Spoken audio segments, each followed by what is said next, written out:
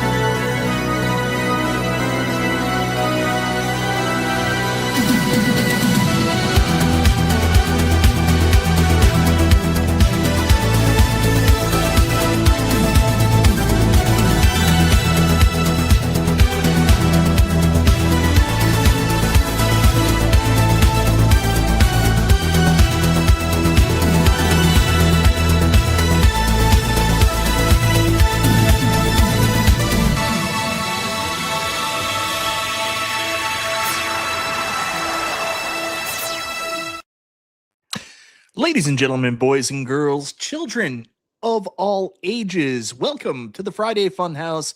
It's another episode of the Super Game Room Dudes. I, of course, am joined by my buddy, Carl Detroit Love, who's currently in day 6 of building his Alice Goes to Wonderland pinball machine. And it's driving me nuts because I just want to see him finally play it. But Carl, like, you're killing me. The anticipation's killing me. Every single friggin' day, I see a new video come up from you, and it's like, oh, I looked at one of the lights today. Oh, I painted the legs today. And I'm like, come on, man. Look, man, you got to have that. Look, that's why they call me Detroit Love. You got to build up the anticipation, baby. You know, before you bring it on home. That's what I'm doing wrong. I'm not into foreplay. I just go right into it. Right. That's the problem. It lasts a whole lot longer this way. But yeah, it's coming, man. Hopefully this weekend, if all things go well, everything should be dry. The paint's dry. It's no sense in me putting together then taking apart to do these things. So yeah, people are already seen it put together. So right. So I'm gonna get it right the way I want it to be presented and played. So I'm excited. Yeah. I'm excited.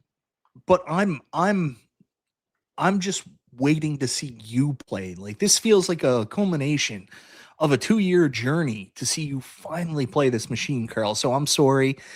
I'm just really happy for my friend that I want to see you play it. You take your time, put it together at your own leisure. But I think a lot of us all feel the same way. We just want to see you play. See that smile on your face when you're, nailing the silver ball around. Yeah, you're not alone. That everybody, every time you see the video, like, what? It's not together yet. Where is it? Where is it? It's coming. It's coming. Patience is a virtue, so we'll be happy to wait. Anyways, guys, thank you so much for being here. Just a quick show note. The original plan was to have all 4 Super Game Room Dudes on the show tonight.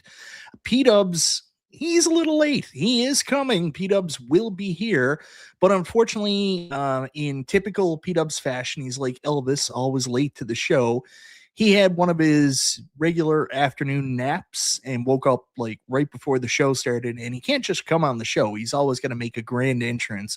The other thing about PDubs coming in late is he always disrupts the show and then wants us to start over. So hopefully 5 to 7 minutes. We're not too far into the show because we are going to have to do everything over again to appease the mayor of Home Arcade. So, we'll just go through our normal stuff and just have a conversation. Thanks, Scarly B.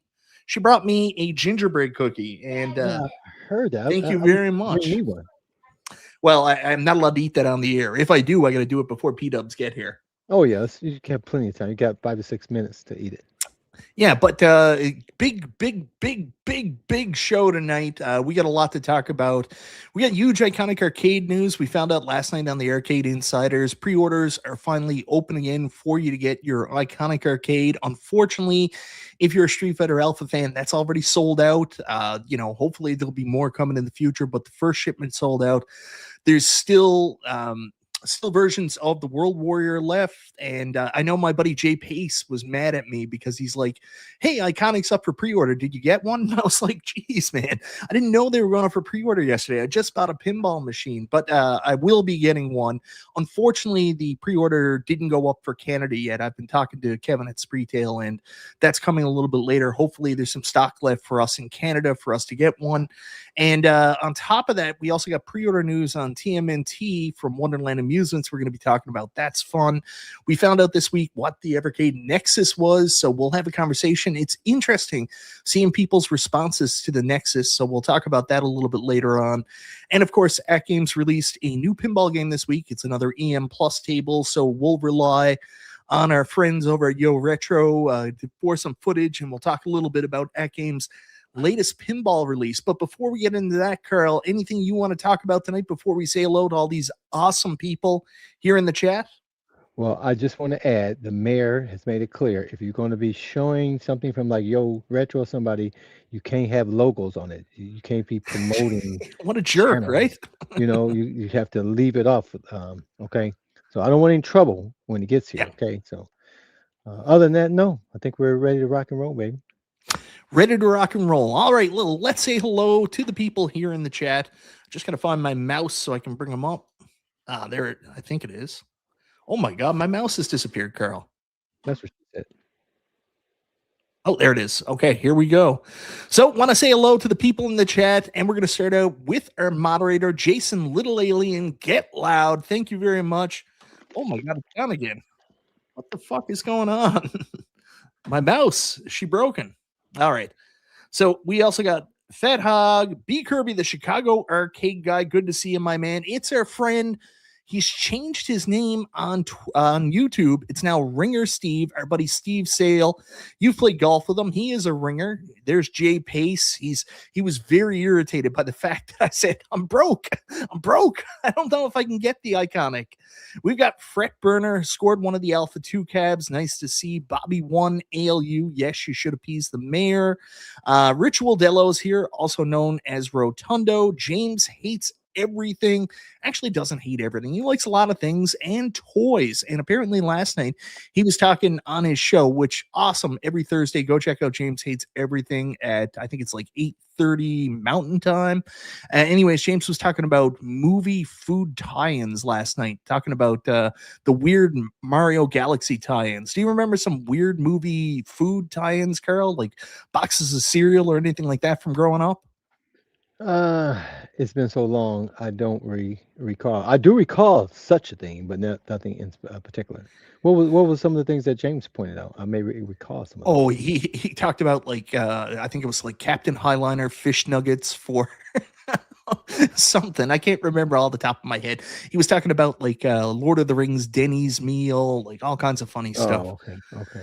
I my favorite food tie-ins were usually almost permanent tie-ins. Like my favorite cereal growing up when I was a kid was Pac-Man. Do you remember Pac-Man cereal? Pac-Man cereal, absolutely. Oh, yeah, love Pac-Man cereal. Anyways, back to the chat. chat. I don't recall it tasting good, but you had to have it. Yeah, it was just alphabets with like marshmallows in there. That's all it was.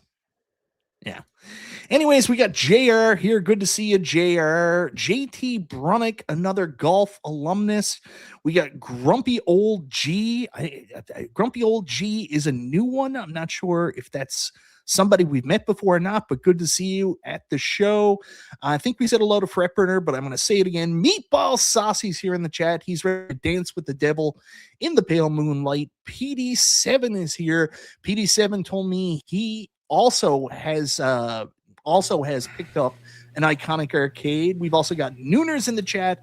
Nova Sonic, the Fist of Love. Mr. Hector's here. Good to see you, Mr. Hector. Who else we got? RTX Pinball. Good to see you, brother. Nova Sonic 23. Jay Pace, I think I said hello to earlier. B Kirby, the Chicago arcade guy. We've got Show Gecko.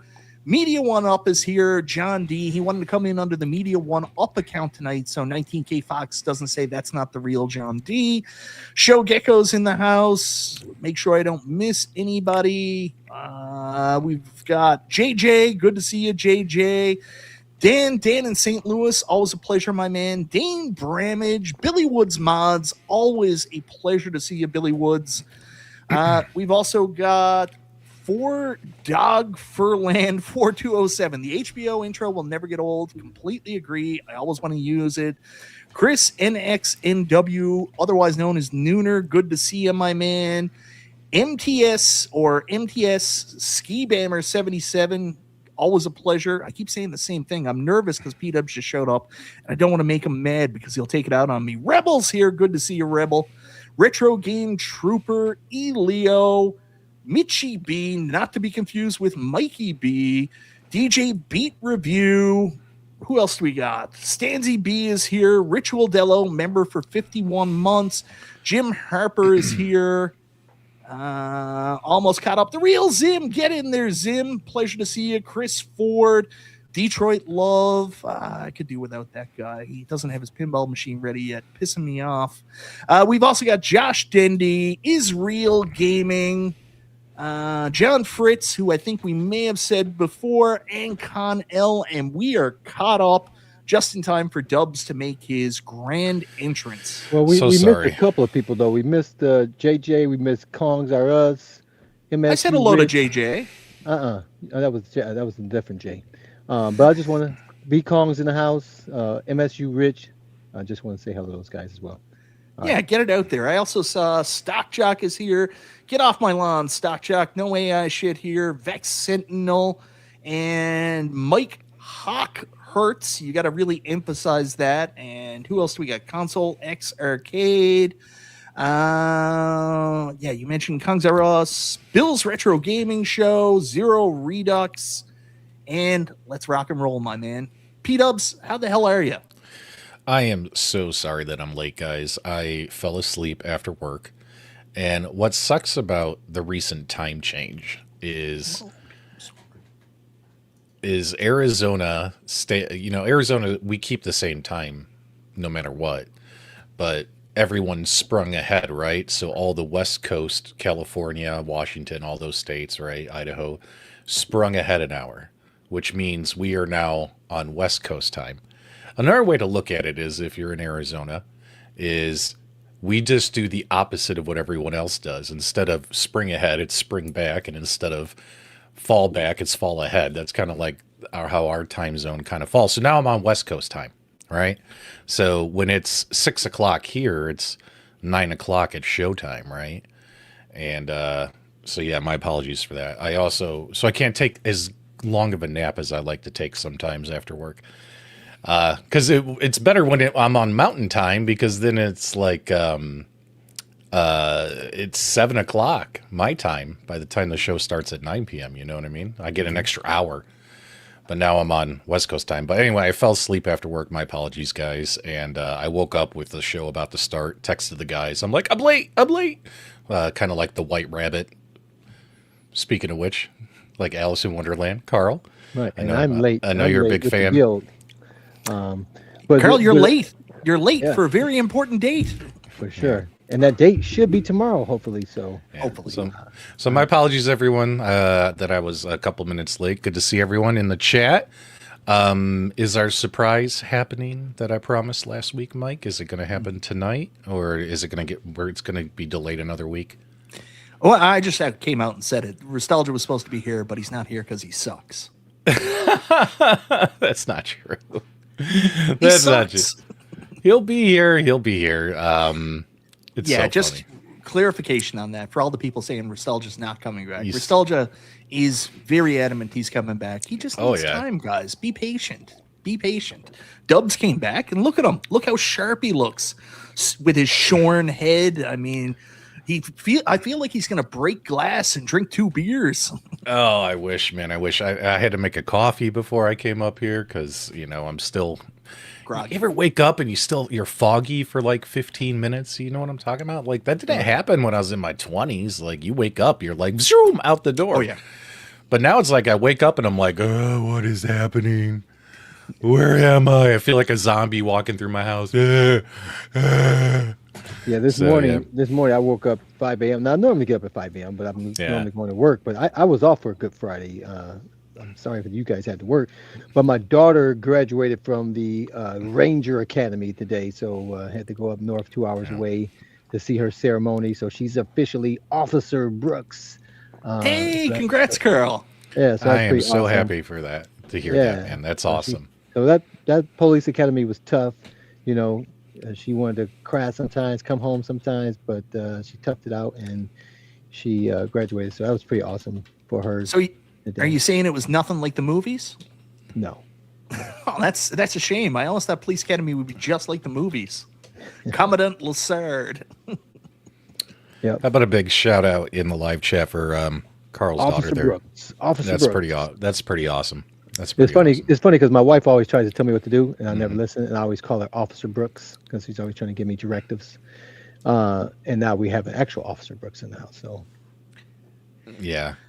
All right, great, guys. man. Also, before we get started with tonight's main topics, I do want to do a public service announcement. We've decided we're going to start helping up-and-coming YouTubers every week on the show by giving them some support, especially people that are fighting the algorithm. So this week, I'd like to highlight a person who's currently struggling against the algorithm. Shut the fuck up, Mike. His I name know is where you're PDubs going. Arcade Loft, Shut the fuck up, he's Mike. trying to- He's such a jerk.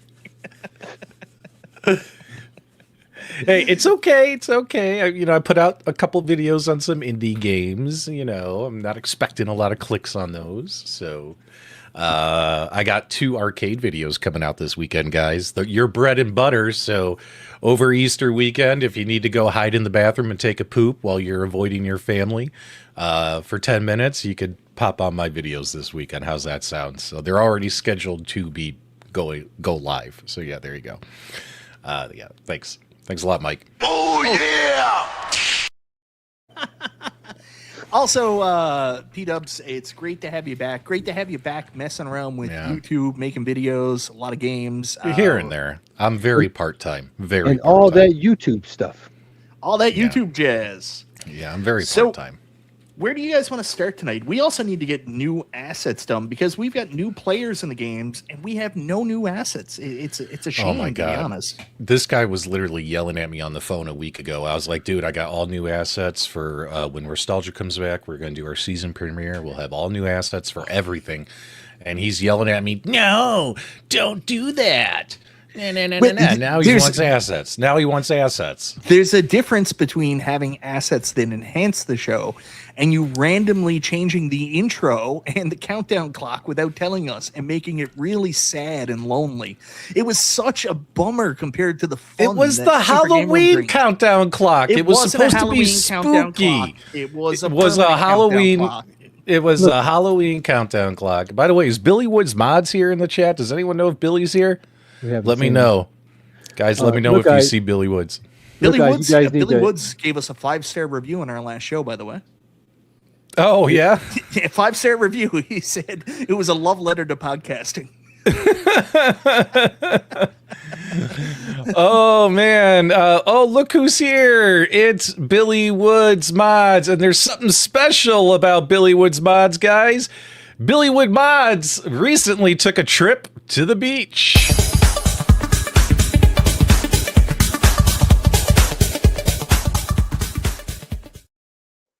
All right, guys, on this week's Sand in the Vag, who's got sand in their vag this week? It's Billy Woods Mods. That's right. He is angry at AtGames because they pulled one of the old switcheroos. Now, I kind of we were talking about this in someone's Discord. It could have been RTX's or it could have been mine. I don't know whose Discord. I can't remember. There's too many Discords.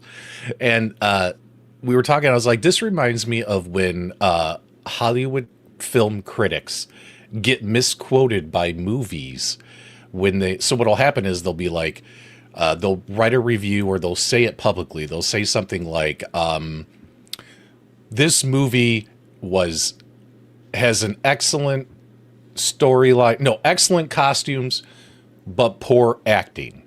Next thing you know, you'll see a TV spot that says Bob from Time Magazine says this movie has excellent costumes, right? But they leave out the rest, right? They leave out the rest. They don't say the rest, where they pick and choose words of a quote.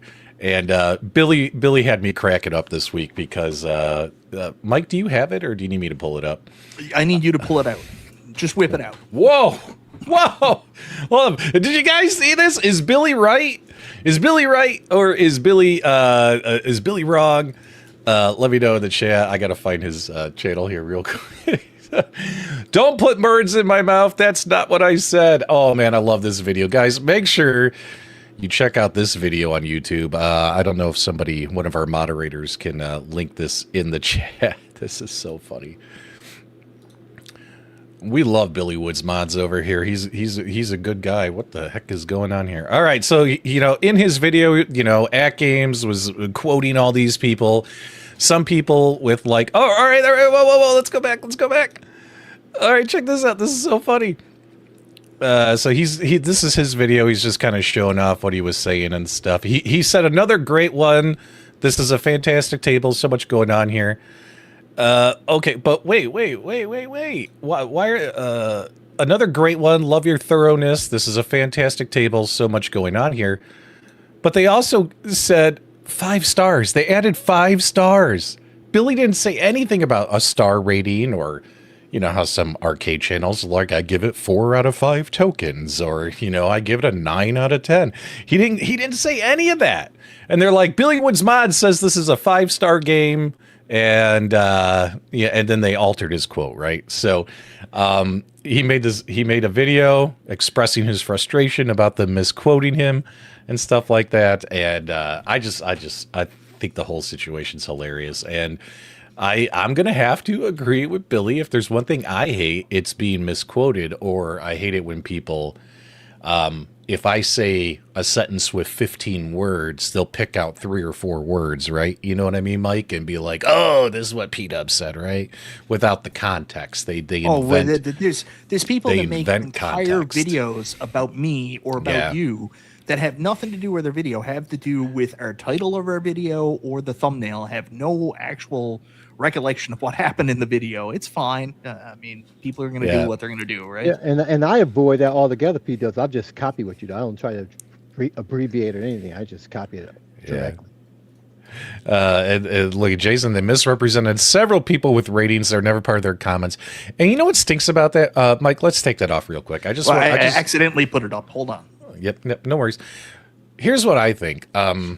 AtGames, in my opinion, was riding a really nice wave of positivity because they released a pinball game that the majority of people, now there will always be detractors, but the majority of people who played it loved it, including myself. Yes, it's the Magic Pixel. And me. Yes, it's the and you. Yes, it's the Magic Pixel physics, which Mike was crapping all over AtGames about. No. I didn't crap over AtGames. I gave an honest statement that someone like Carl. Yeah. First thing Carl said was, "Yes, I see it bouncing." There are people that no matter how good the game is, they're not going to like it because of certain things. And I'm not going to lie and say it's perfect. When, of course, you have to put that disclaimer in there. If you don't like the physics, you're probably not going to like this, even though it's really good. Yeah. So what I was trying to say is they ride in a wave of positivity. Here's what I always try to say, because a lot of times the people who manage these companies try to control things too much. And all you have to do sometimes is let your product or your game speak for itself. And if you do that, and if it's good, people will tell other people, right? And people were running around all over without any motivation from AtGames, telling people how much they really enjoyed this police pinball game. And then they're like, okay, well, let's use all this positivity. Let's take some of it, put up a little advertisement about the reviews when they should have just left it alone. No, let your product speak for yourselves. We got too many company executives, sticking their fingers in everywhere, trying to control every little thing that's said or done. Just let the products speak for themselves. I don't even have a problem with them doing a video, bringing up people's reviews. It's just do it honestly. And then don't, I'm sorry, I'm going to take a shot. And No not shots. really a shot. No shots. No, not really a shot, but I am going to say they did use one of their influencers under 3 different alt accounts with positive reviews in that video. So it's not a shot, but it's fucking weird. Like, It was weird. No problem, because people honestly like this table. There were positive things you could have done, but the level of control and self investment is just fucking weird. Like, you don't have to do that. You did something good, and it's fine to do a video talking about people's positive comments, but modifying what Billy said, or, you know, focusing on your influencers and try to make it seem like it's more than one person is crazy. I mean, all they had to do was leave it alone. They should just sat there like in their little round table, virtual round table, because they all work virtually, and just say, wow, did you guys notice everyone's loving this game? We should make more games like this, right? Let's double down on it, right? All they had to do was leave it alone. And because now this is more the story versus what it should be, is the fact that 100%. They made a pretty, in my opinion, pretty damn good pinball game. And you guys know me, I'm not a big fan of AtGames right now, but I really enjoyed it. I really enjoyed it. Carl, what do you think about all this? I need your... Carl is the true sayer. He is the conscience on my shoulder. What do you think about all this yakety yak? Now, of course, I hadn't heard anything about that because I was too busy making my Wonderland videos, shorts. Your Wonderland shorts. It took me a week to make that video about the jewelry piece. Yeah, for sure. Hey, I think I had to go shopping to get it, right? You know, it all takes time. It's a labor of love. Yeah. Get off my back, Michael. Get off my back. But no, I didn't see it, so I've just heard about it just now. And if that's what they did, misquoted him or added stars, there's no point for that. But we all know AtGames how they like to control the narrative, avoid anything that's negative said, and now they're avoiding what's truthfully said. I don't know. It doesn't make sense to do that. If the game is getting good reviews, just let the people talk. No need to interject. They don't interject any other time, so why bring this? Why at this moment? It's wild. I'm going to say something and not quote what the person actually said. It's like, why do that? It's wild. Even their perceived enemies, like PDubs, were like, "This table's great. I'm having so much fun." That's your quote. Take that. Yeah. Sorry, Mike almost choked. Just sometimes. I mean, I understand you got to advertise your stuff. I understand you got to hype your stuff. Hell, we do the same thing for our brands and our channels, right? I understand that. But sometimes, too, you just got to let it speak for itself. Good word of mouth travels. People will buy your shit when they hear from their friend. The number one way to get somebody's business is through a referral. How cool it is, right? The only reason I bought the police game is because everyone was telling me how fun it was. And I bought it, and I freaking loved it, and I still love it. And I'm going to probably play it a little bit this weekend.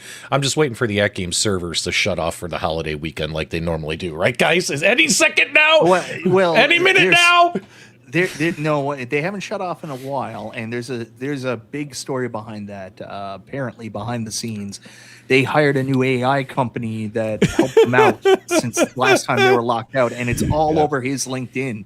I'm not going to talk about it, but if you want to research it, it's fucking wild stuff. Well, since we're on AtGames, let's wrap up AtGames. They had another game come out, Pheonix EM Plus. Did anyone get a chance to play it? And what are your thoughts? I was trolling through RTX Pinball Discord. Love RTX. And there seemed to be some positive word of mouth going on there. I myself haven't played it. But again, that word of mouth makes me want to buy it and check it out because they were raving about it being a good game. So let me know. Did anyone get this game? Let us know. Go ahead, Mike or Carl.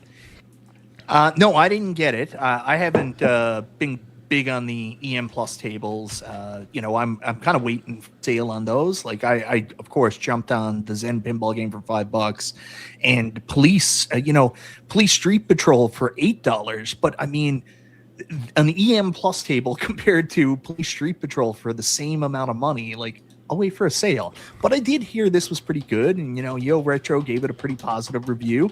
And Brian's beard is coming back in. He's almost at the point where he can start going to public libraries again. Yeah. So that's positive. Brian is going through a transformation right now. He is becoming a diabolical Arc Raiders player. Like we're trying to be friendly players playing Arc Raiders. We just want to loot, kill some robots and leave. And Brian's like, when we get to the surface, I want to kill everybody. So Brian's going through his villain arc right now. So prayers to Brian out there, guys. Prayers to Brian. Go ahead. I'm sorry, Mike. I'm just trying to add stories. That's what this is all about. Listen, it's totally fine. I was waiting for. It's Carol an to okay jump in, table. All right, Bill. Bill says it's an okay table. There you go. I don't know anything about it, and I just had to go and turn on the notifications because I never see this Yo Retro show. It never pops up in my thing. So I just, YouTube has set all of my subscriptions to personalized. I didn't personalize it. I don't know what their personal, but it doesn't show me any of you guys' channels. So I don't get why they've switched everything. Thanks so much, RTX. Hopefully I'll see that. Hopefully I'll catch the next show now that I have notifications for all videos. Yeah, I love what Yo Retro. I love half a dozen. That guy cracks me up. Chaotic and Six didn't like it apparently. I didn't get a chance to watch the whole show. I was in and out. Oh, okay. Okay, so they didn't like it. All right, well, there you go. So, guys, play the police game and maybe skip this one. Look at the 5 stars rolling in the chat. AtGames, you've started something. Everything is 5 stars moving forward. Everything is a love letter to pinball. 5 stars.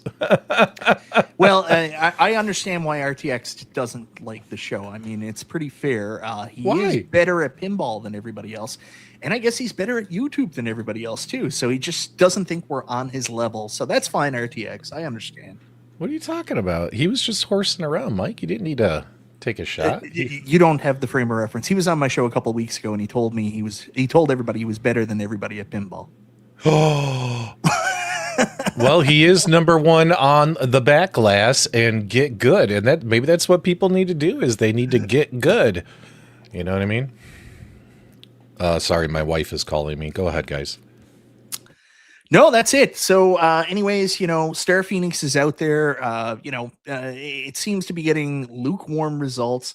There's always going to be that question on whether or not these games should be worth $8 when you have like a, Zachariah Deluxe table also for $8 and an AtGames original table for $8. Like it's a value sentiment. The EM Plus games, they can be good if you like really older games. I typically with AtGames lean towards more the new, but I do like some of the old, like Shooting the Rapids is one of my favorite games. So I don't know, just the $8 thing. I'll wait for a sale on it. But when their other stuff comes up, I'm right and ready to pick up pretty much everything.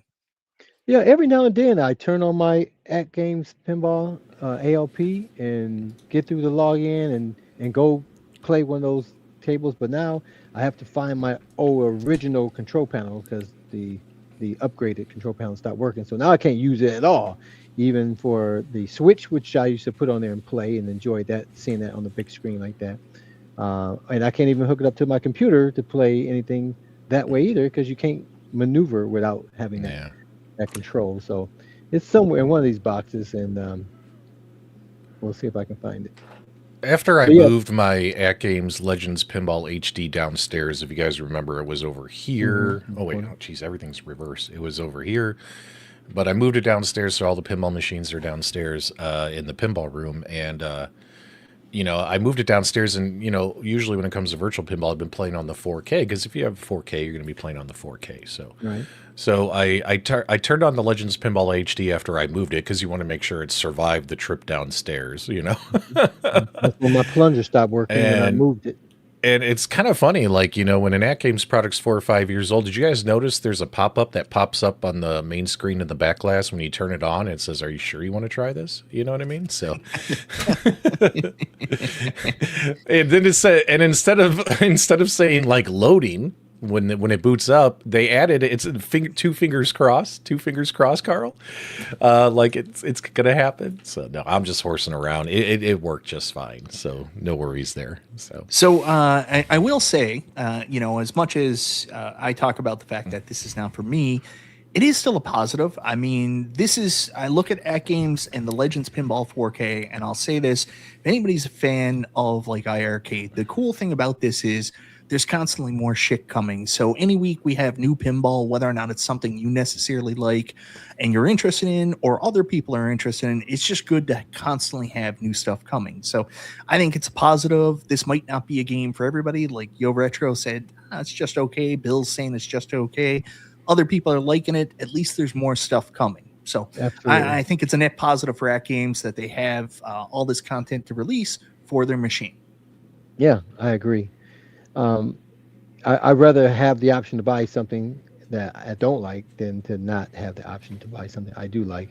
And again, without the option to add on to it, the only way you're going to get new games with a product like that is either add a PC to it, which most people don't have the capability to do, is to buy a whole new product to play something new. So nobody wants to do that. Agreed. They don't have to. Let's get off AtGames, man. We got a lot to talk about tonight. Yeah, so let's talk about the other big news of the week. We'll save Wonderland probably for the last, but Iconic Arcade had some big news this past week, in a week where we're still waiting for the Iconic Arcades to get here. But the first piece of news that we want to talk about is, of course, the pre-order went live last night during Arcade Insiders, basically for the remaining stock of the first order for Street Fighter Alpha and Street Fighter World Warrior. I think there was about 40 some odd cabs of each. Alpha is now since sold out. There's no more copies of Alpha left. But if anybody still wants to get in on the first Iconic Arcade available, the World Warrior is still available, $6.99. So you get that initial price plus free shipping. I think that's a big up because Kevin talked about it. It's probably going to be $50 or $100 more when they get to the real official orders for them. So you can still get in at the original pre-order price with free shipping. MG, we all love MG. He also texted me and said, hey, if you need to leave, pretend your wife called and it'll really be me. So that's pretty funny. Thanks a lot, MG, for that text behind the scenes. He doesn't text me anymore. I'm very sad. Mikey got a pinball machine. Did you guys talk about that already at the kickoff? Yet. We'll talk about that a little bit later. Right. Yeah. We'll talk about that later. Thanks so much, MG.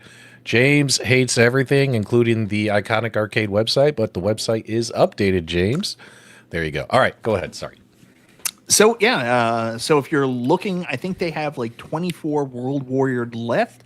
Unfortunately, it's not set up to ship to Canada. That's coming later if there's still stock available. So if you still want an Iconic Arcade and World Warrior is the one you're interested in, now's the time to do it. The other news about Iconic Arcade that I covered Monday, which led into something else, was the fact that, yes, they have, in fact, finally updated the page. I gave them a lot of shit about this, how they disappeared, and the page never got updated, but you got to give credit where credit is due. They updated the page, new information, the new artwork for the cabs, so good job.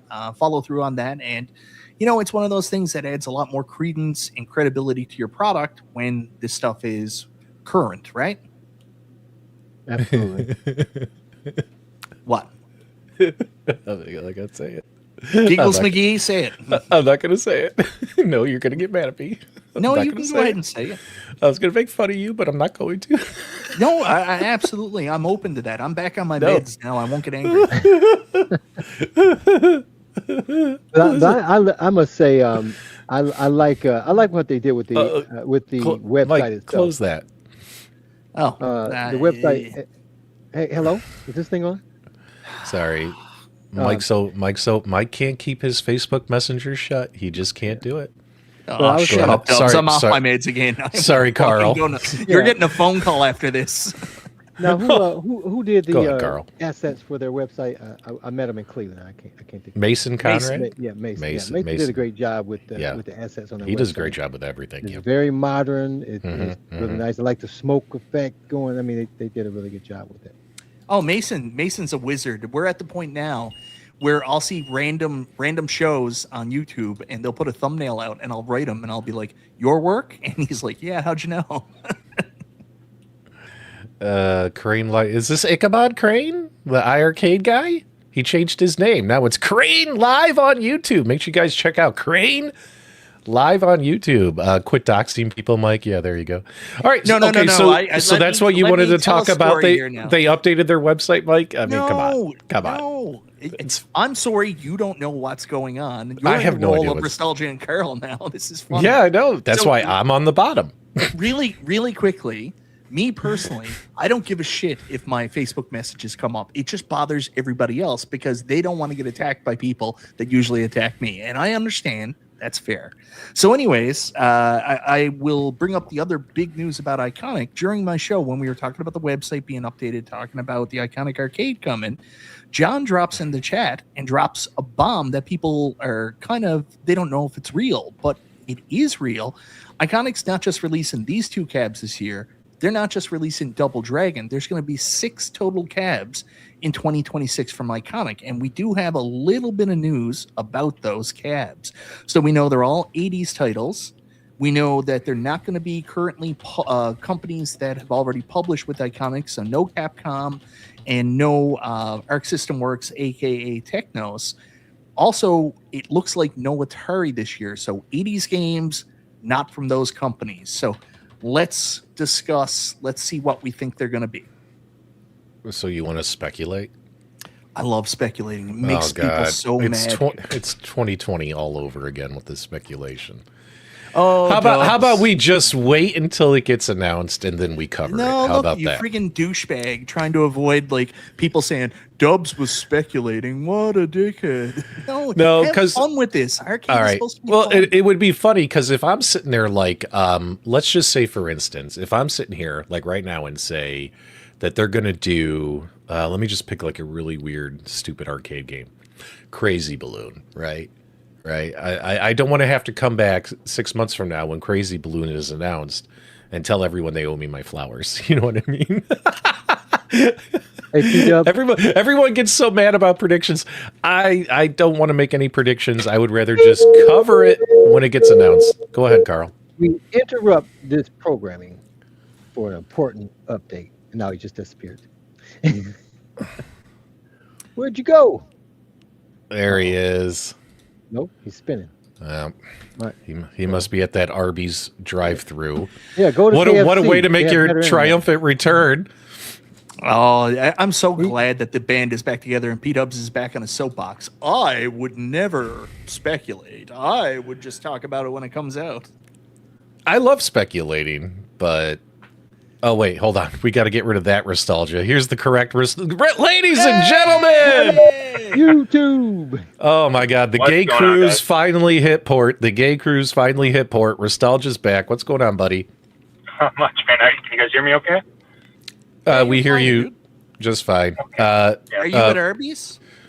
I'm at Arby's. I'm at Carl's favorite hotspot. Hey, Restalgia, can I get an official word from you since no one actually reached out to you directly? Some YouTubers went around reporting last week that you were no longer part of our show, which is so funny considering you talk to us every day. We plan the show together weekly. You handle the money behind the scenes. You handle the merch store behind the scenes. But they're like saying that Restalgia is no longer part of our show. Restalgia, is this true? Because I didn't know. Well, really quickly, you forgot one. It is. Shut up. Really quickly, Dubs, you forgot one. He also doxes our enemies and sends them boxes of poop. So that's greatly appreciated, Restalgia. Yes. No problem. Yep. Yeah, no, I've just had some stuff going on for the last few months. Lots of stuff, personal life, lots of stuff with work. It's kind of taken me away from things. Took a little bit of a break from YouTube, too, for a few months. But I don't know exactly when. I don't want to make any specific promises, but very soon, I will be back as part of the regular cast on your favorite Friday live stream. Beautiful. Guys, is that good news in the chat or what? Thanks so much, Restalgia, for clearing the air, and we look forward to having you back, buddy. Does anybody else feel like this is a hostage video? Like, Restalgia, are you okay? Are you safe? Yeah. I can't say, I can neither confirm nor deny that. I'm looking around because there's some stuff going on, but no, I'm safe right now. You're safe. Now, the other thing I want to apologize for, I know you told me not to tell people, but I did have to tell people how you were on a gay cruise in the open waters where everything is legal. And I'm sorry I told people that. It's best to get that out there before you return and people ask you about it. That's fine. You know what? I knew going into this that since I told it to you, it was going to get out anyways. It was going to get out. It's ammunition that I think you just have to take advantage of. So that's okay, Mike. I forgive you. Good stuff, man. Well, we've missed you. We're glad to hear you're doing well and that you'll be back to full-time action very, very soon on Super Game Room Dudes. We appreciate you popping in. Yeah, no problem. If you guys feel the need to replace me with one of those other YouTubers that said that I shouldn't be a part of the show, that's okay. I get it. It's totally fine. If you guys need to do that. Yeah. But, sometimes you have to listen to that, public opinion, That's right. Yeah. I'm the weakest link right now, so. No, you're not. No, you're not. Can't wait to have you come back, buddy. I'm personally excited for Restalgia to come back. I know what actually brought him back, and if you guys are ready, I will tell you. He wrote me last week, and he was like, "Hey, do you think they'd send me one of those review Wonderland TMNT pinballs?" I was like, Yep. Maybe. Yep. So he's back. That's right. That's right. That's right. That's all I wanted. Just to get one of those pieces. Come on back on the show for a few months until I can secure one, and then I'm back out of there. Back out. So. It's all a ruse, baby. It's all a ruse. It is. So, yeah, I'm not going to stick around for too much longer. I know my audio is pretty shitty. I'm not really a good setup right this exact second. So I'm just very happy you called in to say hi. We appreciate it. Yeah, exciting to hear your voice, brother. Yeah, no worries. All right, gentlemen. Wait. Whoa. You have to tell everyone about the value of the Super Game Room Dudes upon your return, and then you can hang up after you proclaim the value. The audience needs to know the value of what it means to this show with Restalgia returning. Gentlemen, let me try to explain this to you in terms that literally everyone can understand. The value of the Super Game Room Dudes with Restalgia is so much better than it's been in months. Let me explain to you why. There's not just one Super Game Room Dude. There's not just two Super Game Room Dudes. There aren't even just three Super Game Room Dudes. Boys, there are 4 Super Game Room Dudes on your Friday night live stream. Oh, yeah! Oh, yeah! Jeez Louise. Just giving you a little bit of energy. I'm a little aroused right now, and I might also need to take a break for a few minutes. I'll be right back. Okay. I'm just kidding. I'm just kidding. All right, boys. You guys enjoy the rest of your stream, and hopefully I'll see you guys very soon. One second, Restalgia. Before you go, there's some nice comments of love in the chat that I don't think you deserve, but I'll share them with you anyways. Awesome seeing all 4 of the boys back on the screen. Been a lurker watching the replay since 2020. First time being able to catch the live with my crazy work schedule. Basement Vault Room. Thank you very much for the super chat. Thanks for the support, man. Like, we've been doing this an extremely long time.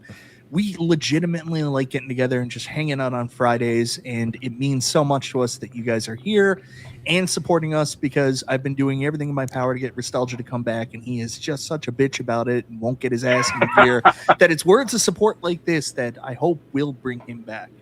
And Restalgia, James hates everything. Want to let you know as well that these tryouts without you trying to fill those big shoes that you feel That's funny. has been going terrible. So we need you back, and we're looking forward to your return, brother.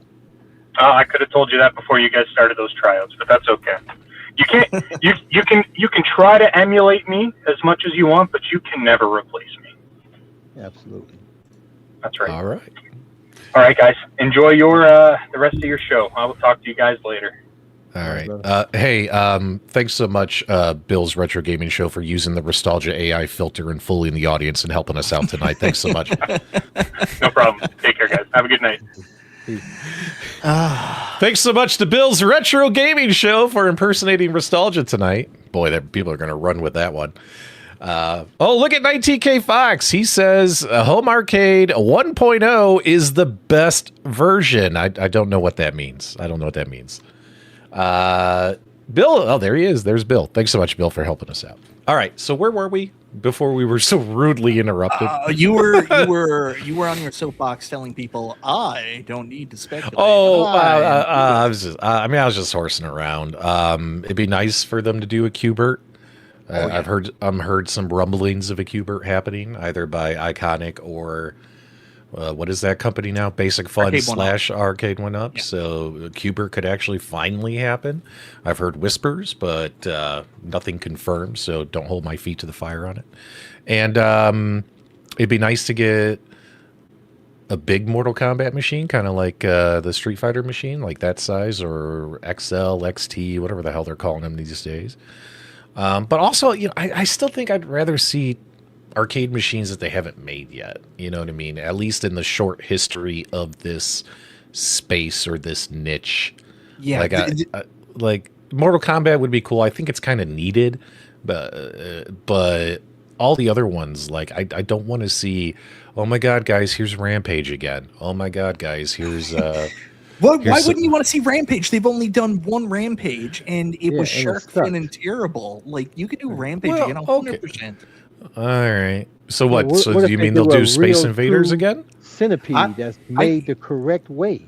A centipede? Well, I did ask John that directly. I don't know what's coming, and I refuse to know. But like, I knew when he said no Atari, that's the first thing I said to him was, so I'm not getting my proper Centipede this year.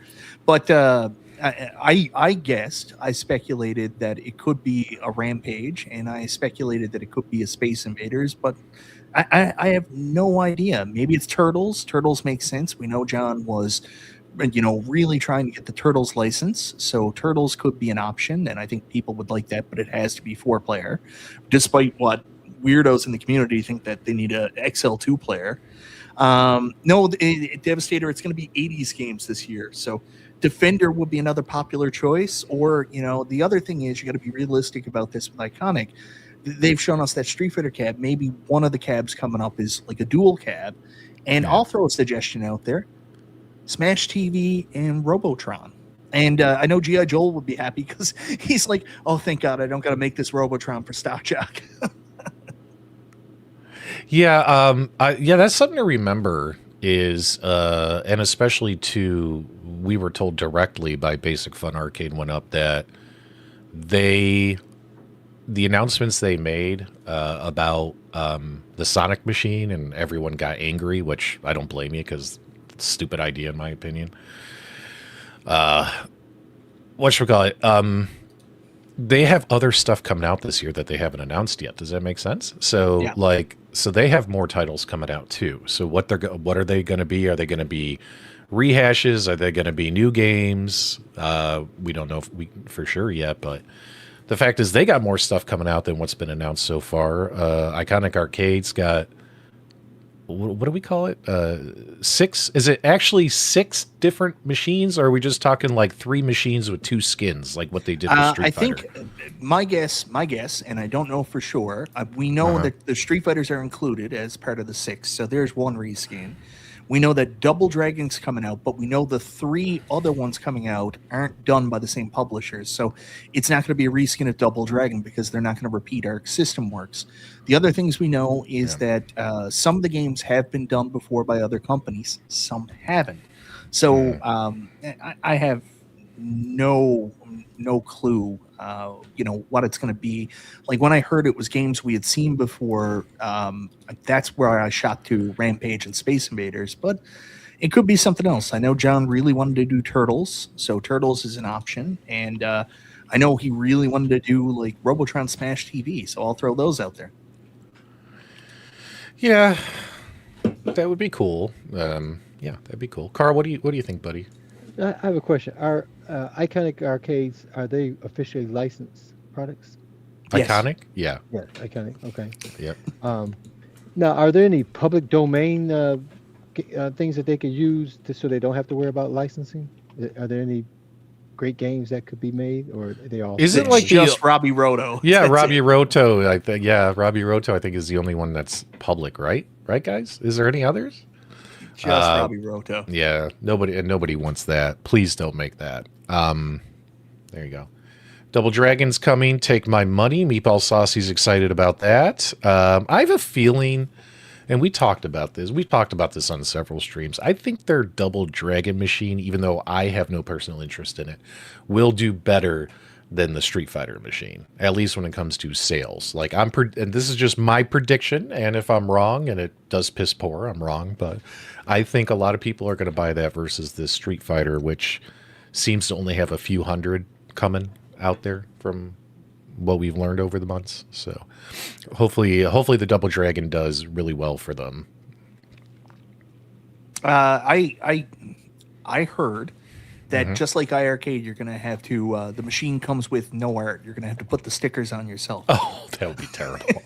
And that's not true. That's not true. Not true. That's As long not as Double they Dragon. do it well. I mean, I had to put my on, which I dreaded, but it lasts to this date. It looks fantastic. Carl, no offense, but I hate that iArcade Oh, Double yeah. Dragon. I think it's a piece of shit. Like, I hated that you had to put the stickers on. Like, it was so stupid. Even with the iArcade Double Dragon Gold Edition, like, you still had to put the stickers on. I was like, what the fuck is this? Sorry for swearing, but yeah, and I'm super excited for Double Dragon. That one is 100% coming home, and yeah, I'm hoping that there's going to be stock left from this first shipment, that when they figure out the Canadian piece for Spreetail, I can jump in on the pre-order on that too. good stuff, man. Anything else for Iconic? We just need to get some assets. We need to get our assets together. All right. I'll tell you what, when Restalgia comes back, I will release all the assets. No new intros. And we will have our big season premiere. Okay? Speaking of intros, you know, P-Dubs, I know you're a Chicago Bulls guy. Guys, he was supposed to come back this week. Yeah, he's having just a heads up. He's got some equipment issues. But P-Dubs, I just wanted to say real quick, in our intro, you know, we got what's the first video you run with the Bulls?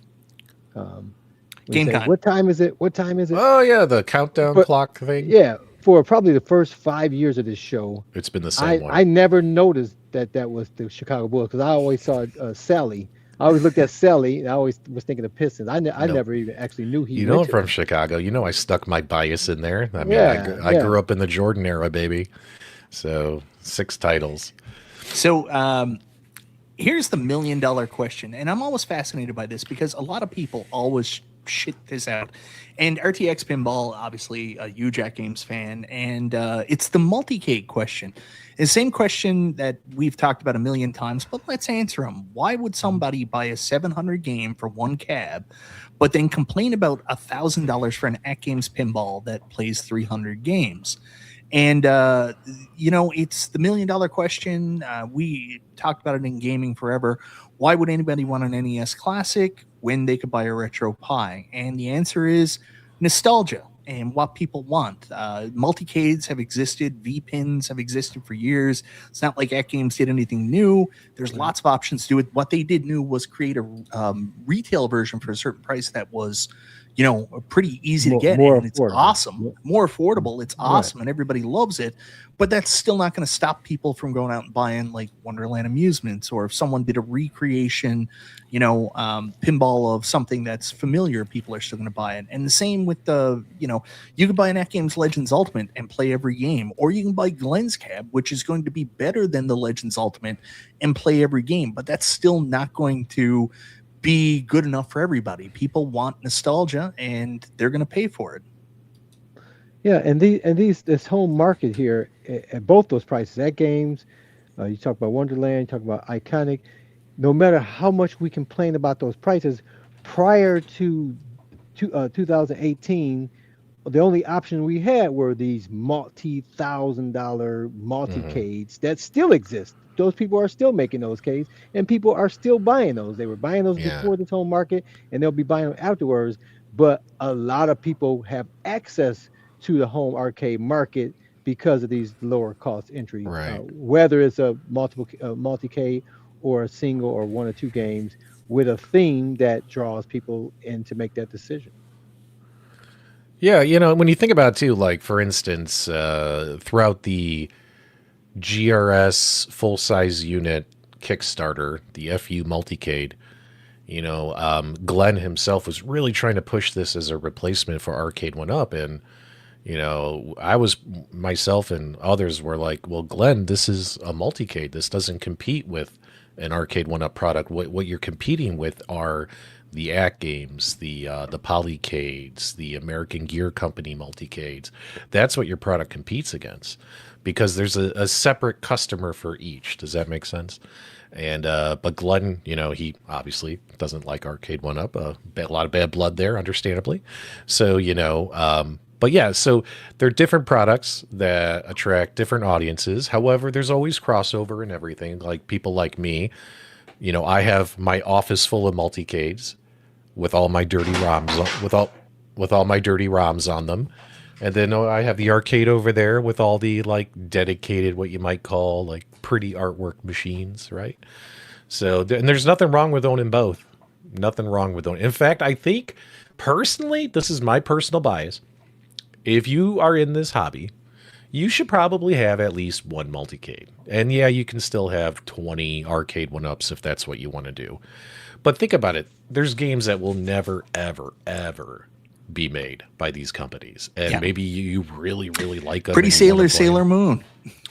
and it'd be nice to have that multicade there that's got 10,000 games on it. So you're like, oh, I want to play that weird oddball game that, that I don't, and still play it on an arcade. It'd be nice to have an AtGames or something, right, to play it on, right? Does that make sense, guys?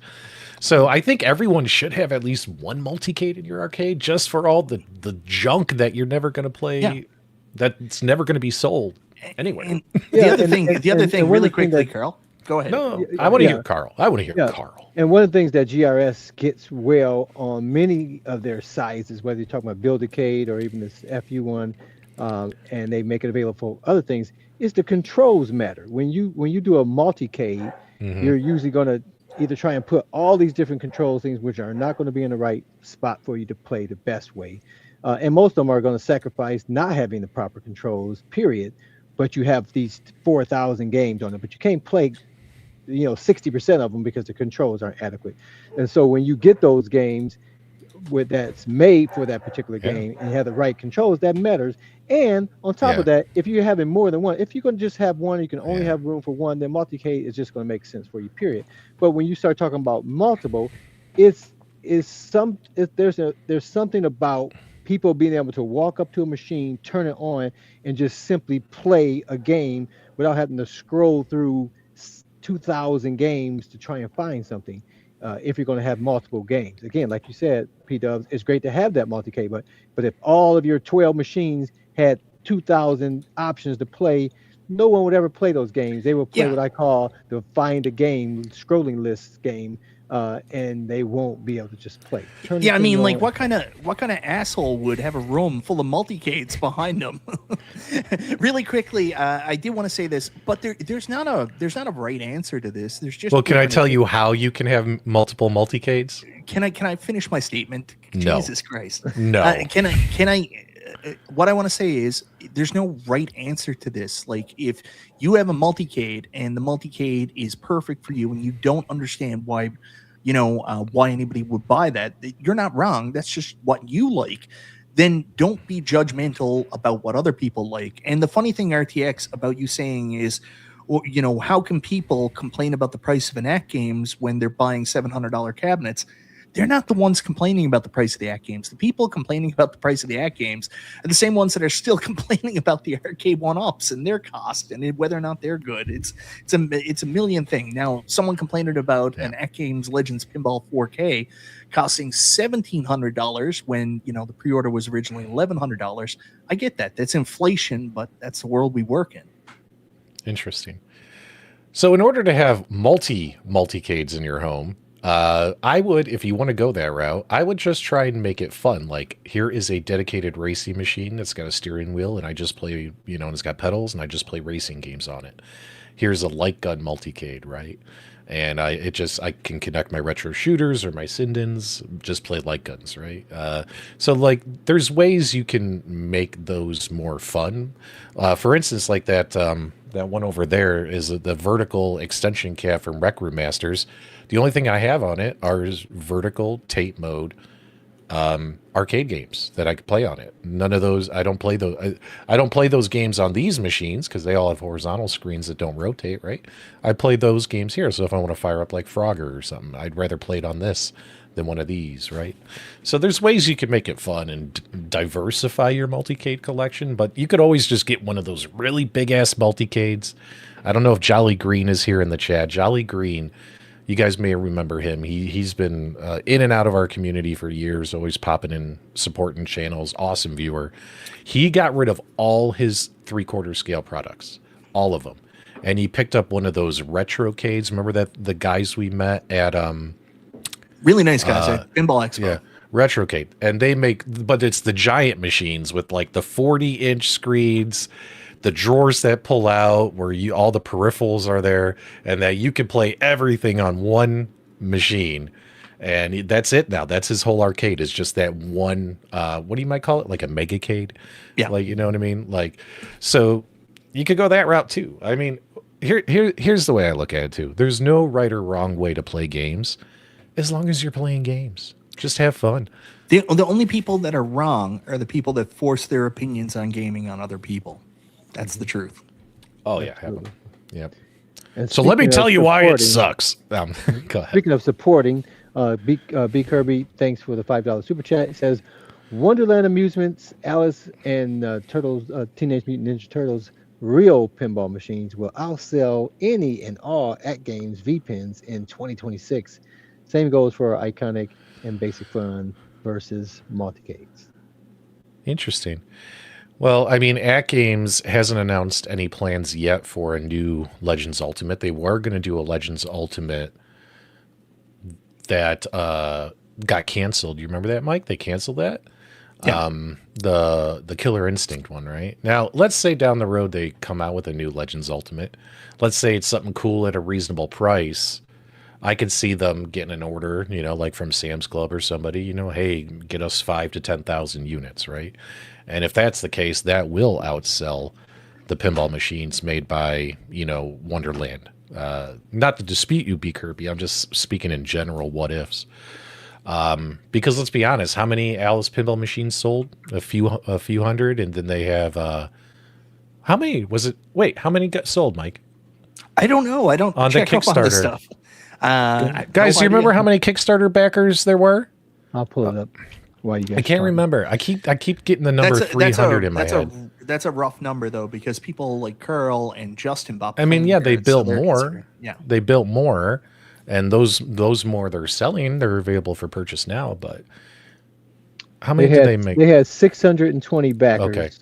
Okay. So if you think about it, and then they probably built 1,000 machines, maybe. I mean, just guessing. I could be wrong. Don't quote me on that. So yeah, I mean, AtGames Legends Pinball. This new pinball that they got coming out that they're talking about that's going to be $3,000. I don't think that's going to sell well. So I think they might beat how many units of AtGames get sold. But and the reason why is, think about this too. This is the one thing that people are forgetting about with AtGames' new $3,000 virtual pinball machine they got coming out. You have to buy all the games again. And even if they do some 40%, we don't know for sure about that though. Let's be clear. Like that, we assume have they ever in the history of their existence let you transfer games? You have precedent to make that statement. So I agree with you there. I have precedent to make that statement. And think about it this way, guys. With the pinball packs now $25 to $35 a pop, do the math. That's 3,000 plus. Let's say you want to buy the whole library. That's definitely over $4,000. Dollars, right? At that point, it might be better just to go buy from your billiard store or online a pre-made V-Pin with a 40-inch 4K screen that's $3,000 to $4,000, and it has 800 to 1,000 pinball games built in, so you don't have to buy games on top of buying the machine.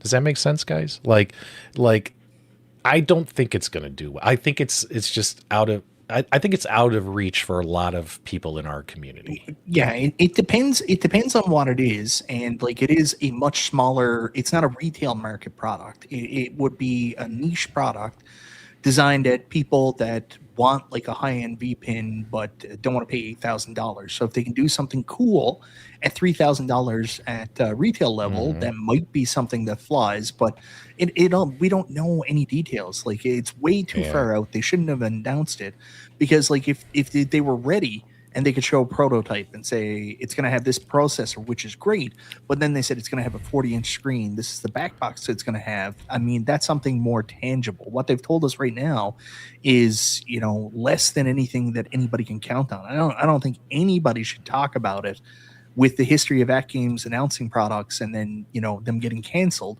until we have something a little bit more tangible. Yeah, and PDubs, you said they're pricing this out for this community, but yet you and PDubs, you and Michael B have real pinballs that cost way more than that. So it doesn't eliminate the possibility that people would buy it. Right. But I'm saying that to say, I definitely love VPN. VPX. You know what I mean? I love it, and I still play it on my Toy Shock, which at some point in time. I mean, it's a PC, so the PC is not going to just die just because it's in the toy shop, But at some point in time, the PC is going to get too old, right? And I'm going to have to get another VPN, another VPN. And so I would be in that market, like, what am I going to do to replace this? You know what I mean? And I don't know that I've looked at many of those foreign things you can ship it over. But my issue has always been the size. So you guys don't mind having that full size in your house. And most of those V-Pins that they make, they try to make them be the same exact size as the full one. And so I think that's where our AtGames has the advantage for the home market, is because theirs are not as big as those. But obviously their solution comes with their own set of challenges as well. But I don't know who I would go with. But I know I would want to replace my VPN if it died, and I would definitely be looking for a solution. I don't know. I don't know how we got back on AtGames. The show has been mostly AtGames. Well, Carl made some great points. Well, also, Kirby brought it up when talking about the and excellent points by Mike of all trades as well. And yeah, keep in mind too, if they had a hard time selling 5,000 pinball machines at $1,000 to $1,500, how are they going to sell 5,000 machines at $3,000? How many are going to buy it? Yes, Carl, it doesn't completely eliminate everybody. There's a lot of people in our community that have disposable income and the ability to make these kind of big purchases. But it also does price out a lot of people as well. So there's going to be a lot of people who say, no, I'm not doing it. I'm not doing it. You know what I mean? So, yeah. AtGames needs to be drug tested at those prices. There you go. Well, I will throw a comment out there, and I will just ask you, if we're going to talk about this, might as well talk about it. Maybe the reason they are looking to upgrade and doing the $3,000 machine is maybe that's where this is going. AtGames prices have gone up. I mean, the reason we're getting an HDP now is that the production for the 4KP has gone up so much. It costs them, right now a standard edition is $16.99. The new standard edition 4KP. So how much is a regular 4KP going to be when they run out of the old stock, like a new version? We don't know. It's probably going to be over $2,000. So that $3,000 price point with the upgraded chip may be a future projection of just how much it's going to cost to build a fucking 4KP in the first place. Yeah. Build and sell to get their margin. Sorry. Yeah. What else is on the docket for tonight, Mike? Let's keep things moving. It's mostly AtGames, apparently, according to you. Anyways, let's talk about. Well, no, Mike, we interact with our audience, and sometimes, even though we put 5 topics on like the show or on the thumbnail, if you guys engage with us and we end up having a great conversation because of it, that's fun. I really enjoyed the conversation we had. Great points made by everyone all around. What's up? Jesus fucking Christ. Anyways, we're going to talk about the Evercade Nexus now. Oh, yeah! Yeah. Mike, you should engage more with the chat. You know what I mean? We have the best chat in all of home arcade streaming. So let's listen to them when they say cool stuff. Go ahead, man. I got about 6 emails on this this week from them. I'm not sure why I get duplicated. How many of you dove in and pre-ordered your Evercade Nexus? I did. I got one of the, what was it, like 2,000 they had up for grabs? Oh, you got one of the 64 editions? Yeah, Sold I got out in one. like 7 minutes? Yeah, I got one of the 64 editions. I think my buddy, who else got one?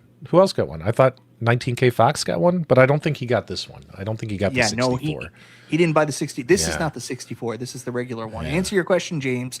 We answered a question on Multicades versus real cabs. We didn't. It's his fault. It's all his fault, chat, right? All right, Once again. James is never allowed on my show again. So, anyways, Michael, at the last show that we had, we were talking about what is this Evercade Nexus, and we didn't know much. And now we do. We know more. Can you enlighten us who do not know what this is? Mike. Yeah, so we got the big announcement. I think RTX Pinball had made a great comment to me on Twitter where he said, "I think this is going to be like an online infrastructure," and I think a lot of us thought that with the naming of the Nexus, and there is a component to it of that, but it is an updated handheld. And at first I was like, do we need an updated handheld with thumbsticks? You think about their new wireless controller has thumbsticks, seems to be moving in that direction. And it does make sense because they just secured the rights to Banjo-Kazooie. They're getting into those Giga carts. They're doing more stuff from the PlayStation 64 era. And those require analog sticks. So that makes sense. It's going to have updated battery life, updated processor, and it's going to also have a much larger screen. So we're just getting a beefier version of the original Evercade with a new, probably more comfortable form factor for people and a bigger screen. So, I saw positive and negative comments on both. Me, I don't understand why there's anything negative. This doesn't take away from anything anybody has anymore. It's not like they're not going to keep making games that work with your original Evercades, with your Hyper Megatech, with your Alpha, all that other stuff. But, this is going to be great for the people that want that bonus experience, especially for some of the new games that are coming out. I personally don't want to play Banjo-Kazooie with a D-pad. I would rather play with an analog stick. So to me, it makes perfect sense. I think evolution is a part of things, and the Evercade audience hates it when they announce new hardware. But Yeah. Oh, man. Yeah, if you are anyone in the Evercade Facebook groups, holy cow, they were so mad that new hardware got announced. But like honestly, the way I look at it, when this thing comes, the Evercade EXP and the Evercade, the original white handheld, I'm gonna sell. You know what I mean? I'll put them on, Facebook or something for like, $20-$50, whatever. And then I just have this one, and this one's obviously going to be much better. You know what I mean? So I'm cool with it. They're evolving. The fact that they have much better console games coming, graphically challenging console games. I think having the analog sticks is it's just natural evolution, right? Like, I mean, think about it, guys. We went from how many versions of AtGames Legends Ultimates have there been, and et cetera, et cetera, et cetera, right? How many versions of Nintendo have there been? Sega. It's just natural. So I'm not gonna fight it. They've announced so many games over the years. They have over 700 games or over 1,000 games now? Let's go down and see. Like, I would swear they have some guys. Let me know in the chat. Do they have over like 700 games? 700 plus games and over 80 cartridges will work with this. Yeah, 700 games, 80 cartridges, and they're screaming that they want more cartridges. You know what I mean? Like, guys, they have plenty of games for you to play on their ecosystem. Like, calm down if they release some new hardware. You're telling me you played through all 70 cartridges and 700 some games? Come on now. So relax. On the positive side, Carl, I'll ask you this. When these home arcade companies announce a pre-order, we're like, oh, they might sell 300, 400. They sold 2,000 of those Evercade Nexus 64 editions in 7 minutes. Isn't that wild? That is. And especially a handheld, that's obviously the form factor that most of us, right? You remember when we were stuck playing at arcade cabinets and in front of our TV, and we all wanted the Sony to be mobile, and we wanted so that and then you have we went to the cell phones, but you can't play a lot of these things on, good games on your cell phone. So people naturally want to have a handheld, but they want to have a good one, and they don't want to have 6 or 7 handhelds because you can't take them all with you, right? So I think handhelds are always going to have a market, period. And so I don't know much about this product. I do have one of their handhelds. I misplaced it. I got my new game, but I can't play it because I don't know what happened to my handheld. But that's the only problem with handhelds. If you don't keep up with them, they can easily be tucked somewhere. But I'm always excited. I'm always excited. I know Restalgia definitely loves his handheld, so I'm definitely he's Restalgia's giddy like a schoolgirl over this, guys, as you guys might assume in the live chat. And yes, they will announce more games. It's just one piece of hardware. It's not like, oh my god, there's not going to be any more cartridges announced this year. You know what I mean? Like, to me, I'm like business as usual. This is what video game developers do, So one thing I will tell you I don't like about this personally is I was a big fan of, people, I saw someone on James's show last night say that they always had tape mode on Evercade. That's not true. The original Evercade didn't have tape mode. It wasn't introduced until the Evercade EXP. Yep. But one big benefit of tape mode on the EXP, and the reason I'll keep my EXP is most of those tape mode games that you want to play are console or, arcade shmups. Do you want to play with an analog stick or do you want to play with a D-pad? Because the only option on the Nexus is to play tape mode, I think, with this, or can you play it on the other side with the buttons? I don't think you can. I think you have to play with an analog stick for tape mode on this. So, yeah, I'll be keeping my EXP. That's actually a good point, Mike. That's actually a good point, because obviously the ABXY button's there. Yeah, you're going to have to use the analog stick. Good, excellent point, Mike. Thank you. Every now and then I actually do make one that makes sense. So I'm going to sell the original white handheld. I'll keep the EXP, and then I'll have this one as well. Dang it! I thought I was going to get rid of 2 and 2 for 1. I thought it was going to be a 2 for 1 special. So yeah, there you go. So anyways, it's available for pre-order now, $159. You get a 5.89-inch IPS screen, wireless headphone support, as well as regular headphone support, and the big tease is EverSync. So, Carl, if you have one and I have one and we have the same game, we can be in a room and play co-op against each other. Nice. Yeah. Now that this is the thing I'm disappointed about, because all their latest generation products, minus the original handheld, as well as the all the little hyper megatechs, are all internet capable machines, right? Like, the fact that we're not getting any online type gaming stinks, because let's be honest, I don't think very many people have more than one Evercade in their house. Like, you know what I mean? Like, where, you'll be able to have 2 of these, like you and your kid, like, like with a Switch or something, like, I just don't see it. Like, who are you gonna? It's not a bad sales tactic. It's not a bad sales tactic. I mean, fucking Nintendo and the Game Boy back in the day. All you need is 2 copies of the game, 2 Game Boys, and a link cable. How many parents actually bought multiple so their kids could play against each other? It's a great sales tactic. I think an online play system would be better than a local play, but hey, maybe baby steps. Maybe it's baby steps. The theory of evolution, right? That these stuff keep evolving. So, you know what I mean? Even though you could pirate the entire Evercade library, it is fun to have a company out there making officially licensed cartridges and products, and a pretty good experience overall for folks. So that's why we always talk about them, is the fact that it's not many companies are still making this cartridges, and clamshells. Like, it's full-on instruction booklets. You know what I mean? Like, and Restalgia has some kind of weird, like, behind-the-scenes connection with them, and that's why we have to talk about him, or he'll stop paying us our money. Yeah, contractually. Yeah. So there you go. There you go. All right. What else? The big one. Carl wants to talk about Wonderland Amusements. Oh, take it away, Carl. Oh, well, obviously they were at WonderCon last week, right? And they revealed the empty box. But everybody's excited. Everybody's excited about it. This is a IP that most people like at some aspect. You were talking about Pac-Man cereal earlier, right? Ninja Turtles aren't quite at the level of Pac-Man, but they're close, man. They have toys. They have all these different things.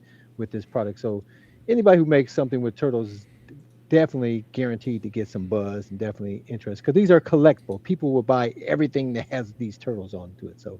So that's a great thing for them to introduce this. And with the Wonderland, Alice Goes to Wonderland out for the first time. Everybody's playing those. They're excited for that. And now that they see that this product, because it's a new product, right? Nobody knew what it was going to be like. Now that they see that this is worth having, obviously it makes the interest in this cabinet even more greater for people who bought the other one. A lot of them are saying, hey, this is my next purchase. And the people who said, I didn't get the Alice, but I'm definitely getting this one. So they're definitely getting the type of response that they wanted with the release of the announcement of this product. Yeah, I agree, Carl. A lot of people really liked what Wonderland was doing, but weren't sold on the theme. They were like, I just don't like Alice. So they were waiting for something else, and I think this theme really knocked it out of the park. It pulls on the nostalgia strings of so many people in our community. Turtles is, easy brand to sell. So a lot of people are excited. And kudos to Peter, and the team there for not gouging, because this is perfect timing. They just released Alice. It's getting, really good reviews, really positive stuff, despite like the issues with plexiglass playfield. People are excited about it. People are hyped. And of course, this announcement comes out right afterwards. Like, talk about striking while the iron's hot. And then God bless them for doing this, because this is the good one. They're coming out with a pre-order price for that opening weekend, the first 48 hours, at the exact same price at the initial Kickstarter early bird was for $7.99. And I mean, I think that's the thing that really caught a lot of people's attention was they weren't going to price gouge. And can I finish this first? Yeah, go ahead. I just had it was a quick question, but you can just go ahead. Call me and yell at me for 15 minutes after the show. I will be after the show, you motherfucker, and during golf. Oh yeah, that's right. We got golf to get to. We better hurry up here. All right. My question is this: I've heard conflicting things, and I need the live chat to tell me the truth. I talked to Peter directly because of Fat Hog specifically. Okay. It's not just backers. Anybody who signs up. Anyone who signs up. Anyone. Not just backers. Okay. Guys, if you're interested, put the link in the chat. $800 provided you hit this sign up. I'll be honest, guys. I hit the sign up button because even though I haven't hit the playfield, even though we haven't seen the playfield and the gameplay, if it looks fun, I'd like to get that email with that notification so I can get the best possible price. So you have the option. I mean, when they finally show some gameplay, if it looks like ass, trust me, I won't be buying. So yeah, go ahead. Yeah. So honestly, Fat Hug, I'm not trying to be a jerk here, but like he mentioned it on my show on my video because I said, yeah, it's $7.99 for the backers and anybody who signs up. And then he was like, no, it's just for the backers. Other people are going to have to pay more. And then I had thought, oh, well, maybe it's a discounted thing. I reached directly out to Peter and I was like, hey, a little bit of confusion going on about like how much the price is going to be for the pre-order. It's $7.99 for Kickstarter backers and anybody who signs up on the website. The thing is, where you're a Kickstarter backer, you'll already get the message, but in order to get the special code, because it's going to require a special code, you have to sign up here to receive that special code. So Kickstarter backers and anybody who signs up for the pre-sale savings will get the special code and get it for $7.99. And well, no, let's caveat there. There's two things there that they need to know. It's only going to be for 48 hours, so it's not you're not getting it at that. You have to act when you get that notification, whether you're Kickstarter or you sign here to be notified. You're going to have 48 hours to get it at that price. After the 48 hours, that's not guaranteed. And he said they're striving for the $7.99, though they may be a $50. It may be $8.50 or $8.49. So just keep that in mind. But still, it's going to be much cheaper than if you do not take advantage of that 48-hour offer.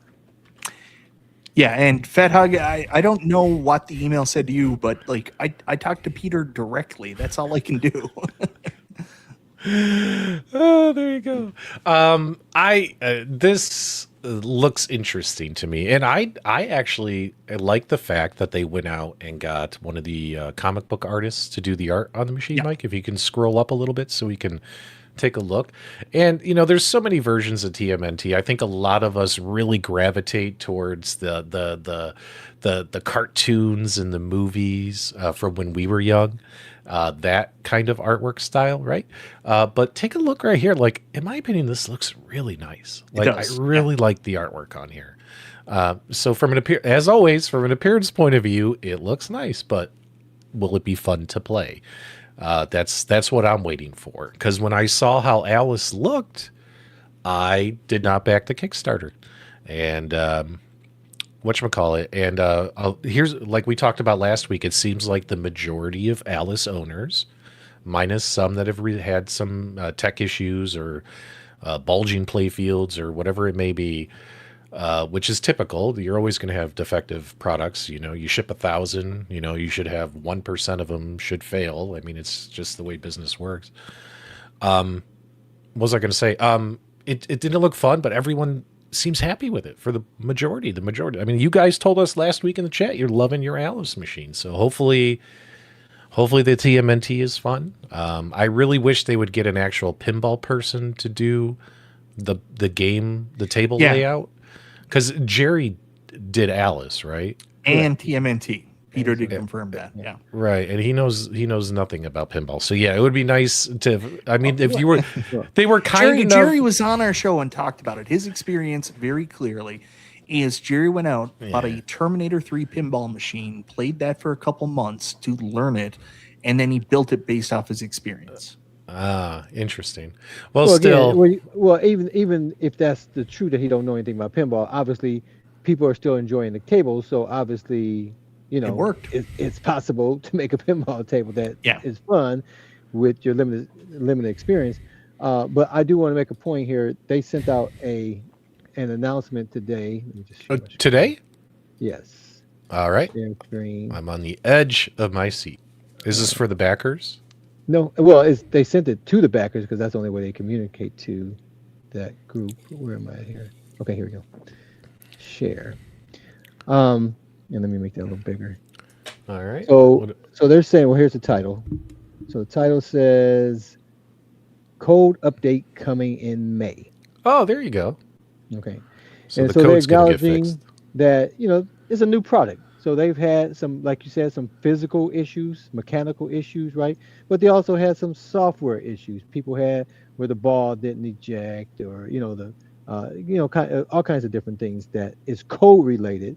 And so they recognize that. And so they're saying here that, we made this Wi-Fi from the beginning. The inclusion of Wi-Fi was meant to support both ongoing updates and leaderboards. So they have a plan for May to release the first code update. So more details to come as they get closer. So keep an eye out. That's good to hear. That's good to hear that they're doing a code update, because a lot of people said, just like, hey guys, this is real pinball. Do you know how many times my Venom pinball was updated before it was considered up to code? Do you know how many times Labyrinth was updated before it was considered up to code and the code is done and the game is complete?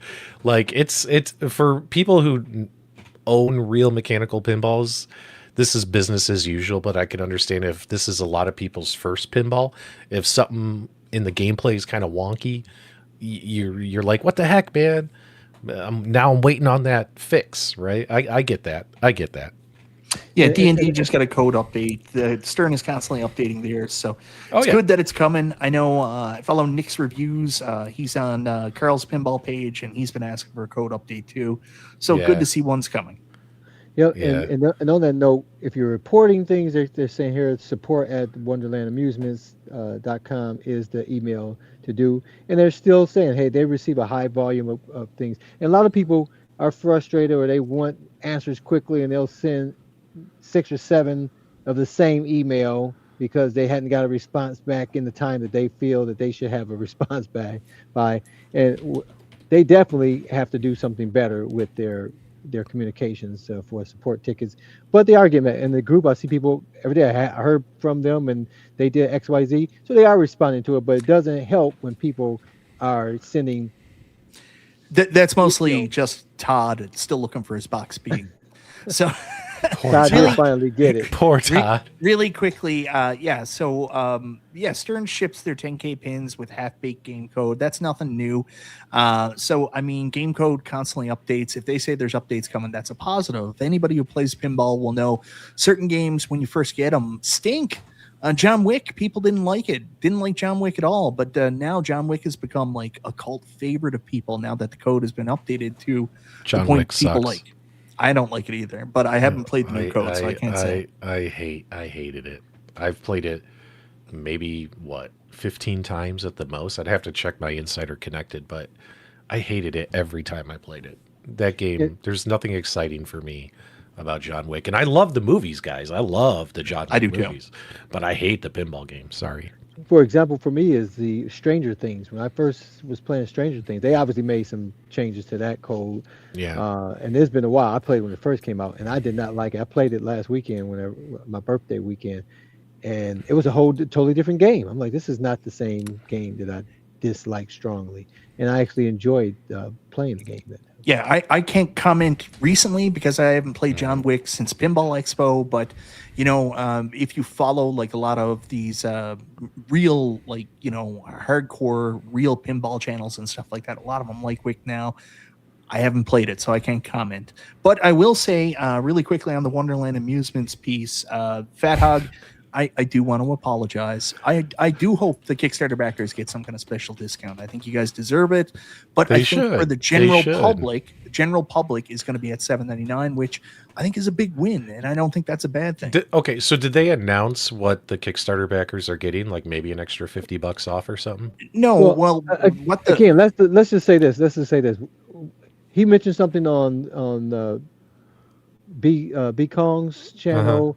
He's talked to Mike about things. Again, nothing has been announced officially from them. So any and everything that we're discussing is subject to change. Let's just keep that. We don't know. There's conversation.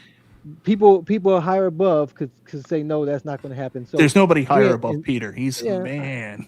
I get it. Until it comes. We don't know, but we know it's coming soon because they're saying that this month, right? April is the month that they're going to have the pre-order come. Yeah, so we're going to know soon. But the point is, if you want a discount, you're either going to have to be a backer who's automatically going to get communication. Like I got this communication just now talking about the code update, right? We as backers automatically get those emails without having to do anything. If you're not a backer, if you don't go to their website and sign up for more information to be sent to me about this, you won't know until you happen to be hearing about it on a show like this or on some other source. If you want to have first information about it, sign up so you know. And again, it's all subject to change until they officially send something out. So I'm personally excited. I mean, I'm gonna jump in at the $7.99 price point. It's gonna be coming end of April, early May. I just hope I can put the money together in time because I think they are taking like everything at that point, right? Like it's gonna be full price pre-order, and then the cabs are coming. The Turtles pinball will be out end of 2026.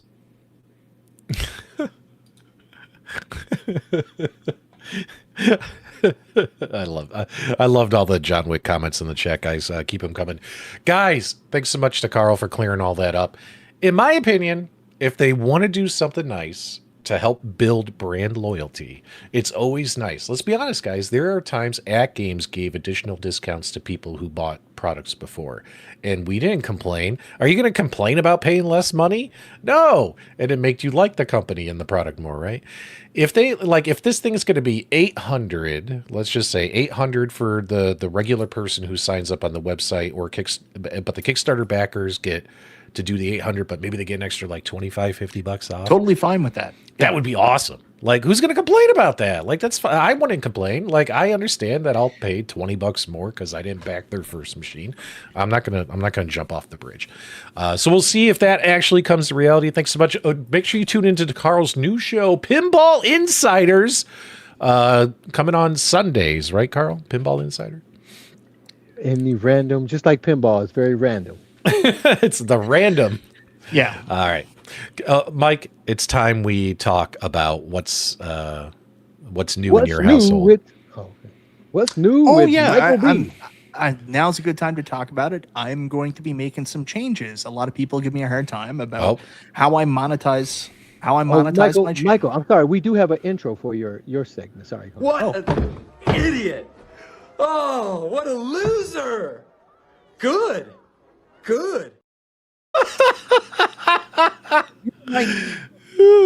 Out how to set up his mic and camera properly. I don't think you should play that one.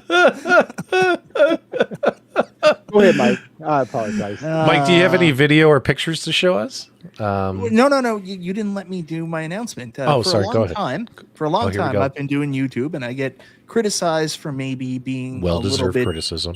Well-deserved criticism. I'm sorry. Was that out loud? Oh, sorry. Go ahead, Mike. I'm just horsing around with you. I'm a kid. Okay. I've been reading the I was kidding. I was kidding, Mike. Don't take it so personally. It's a joke, Mike. God. All right, let's go.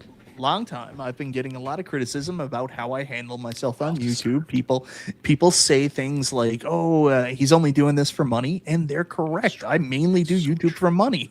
So I'm going to continue on with this trend, and I've realized I've been monetizing my channel the wrong way. Instead of offering to do reviews and other things like that for free product, I've got ad space right behind me. I'm stupid. Why am I showcasing these machines that I'm not getting for free or not getting paid for? So going forward, companies, if you're interested in being in the background of all Michael B's videos going forward, hit me up with your offers. I will place your product behind me. I am greatly looking forward to us working together to make it a much more profitable 2026 for both you and me. This is the dumbest thing I've ever heard. Mike, you want companies to pay to put their products behind you? I do. God damn. That's terrible. All right.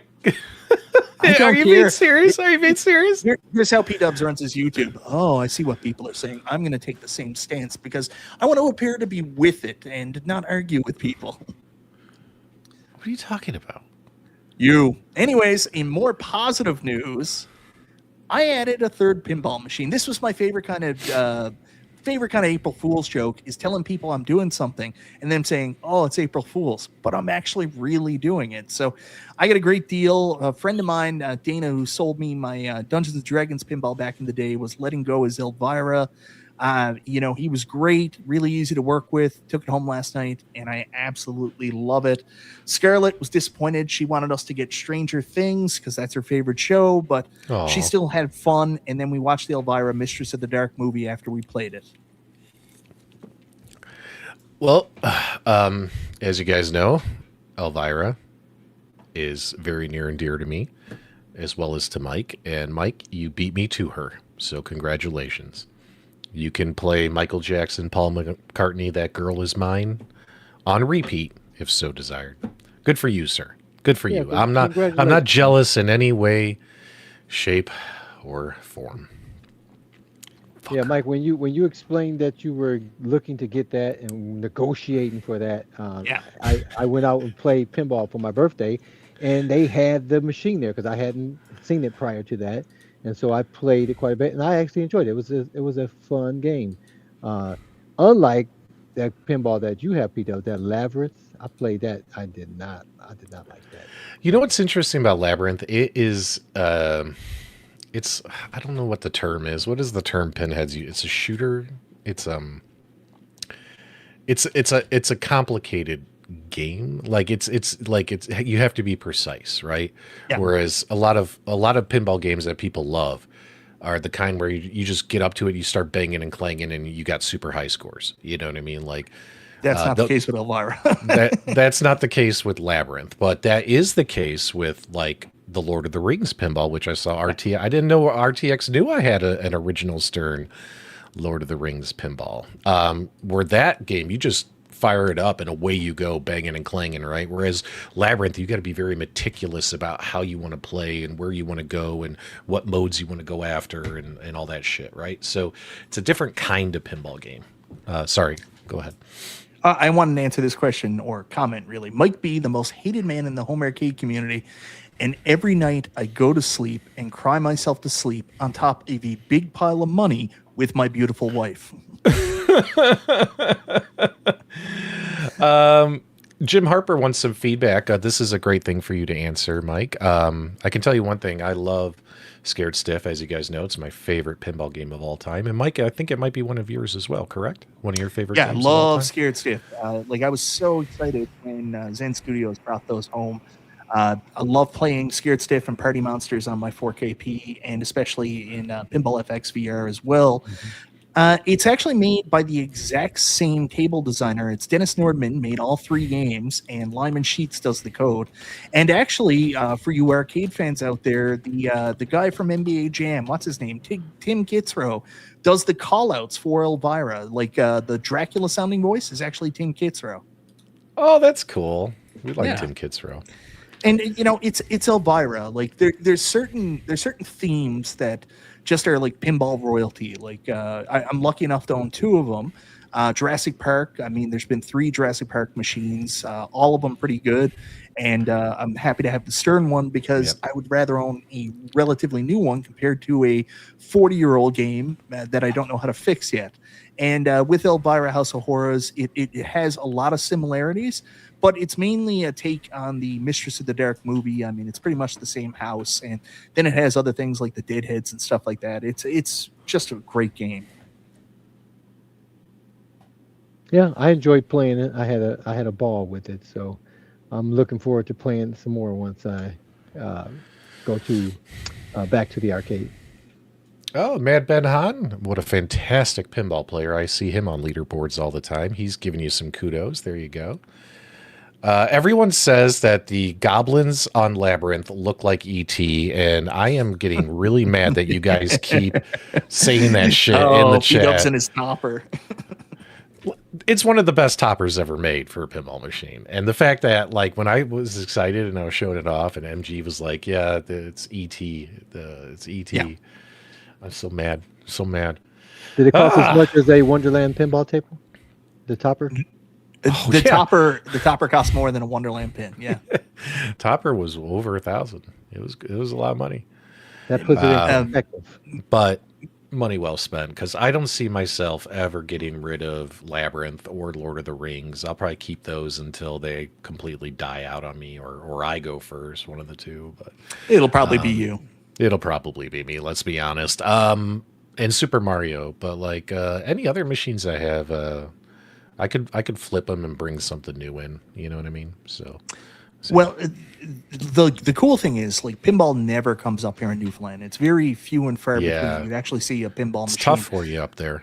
So the fact that something I really, really, really wanted came up, I had to jump on it. And it was terrible timing, too, because we got the Iconic Arcade pre-order came up, and, Wonderland Amusements TMNT is right around the corner. But again, it's like you have to jump on it when the opportunity comes up. Like, I never personally, I wouldn't have put Jurassic Park in the top 5 tables I wanted, but it came up, and I knew how good it was. And that's why I jumped on it. But Elvira was, yes, I need this more than anything. Yeah. Yeah, it's just collecting real pins is such an expensive hobby.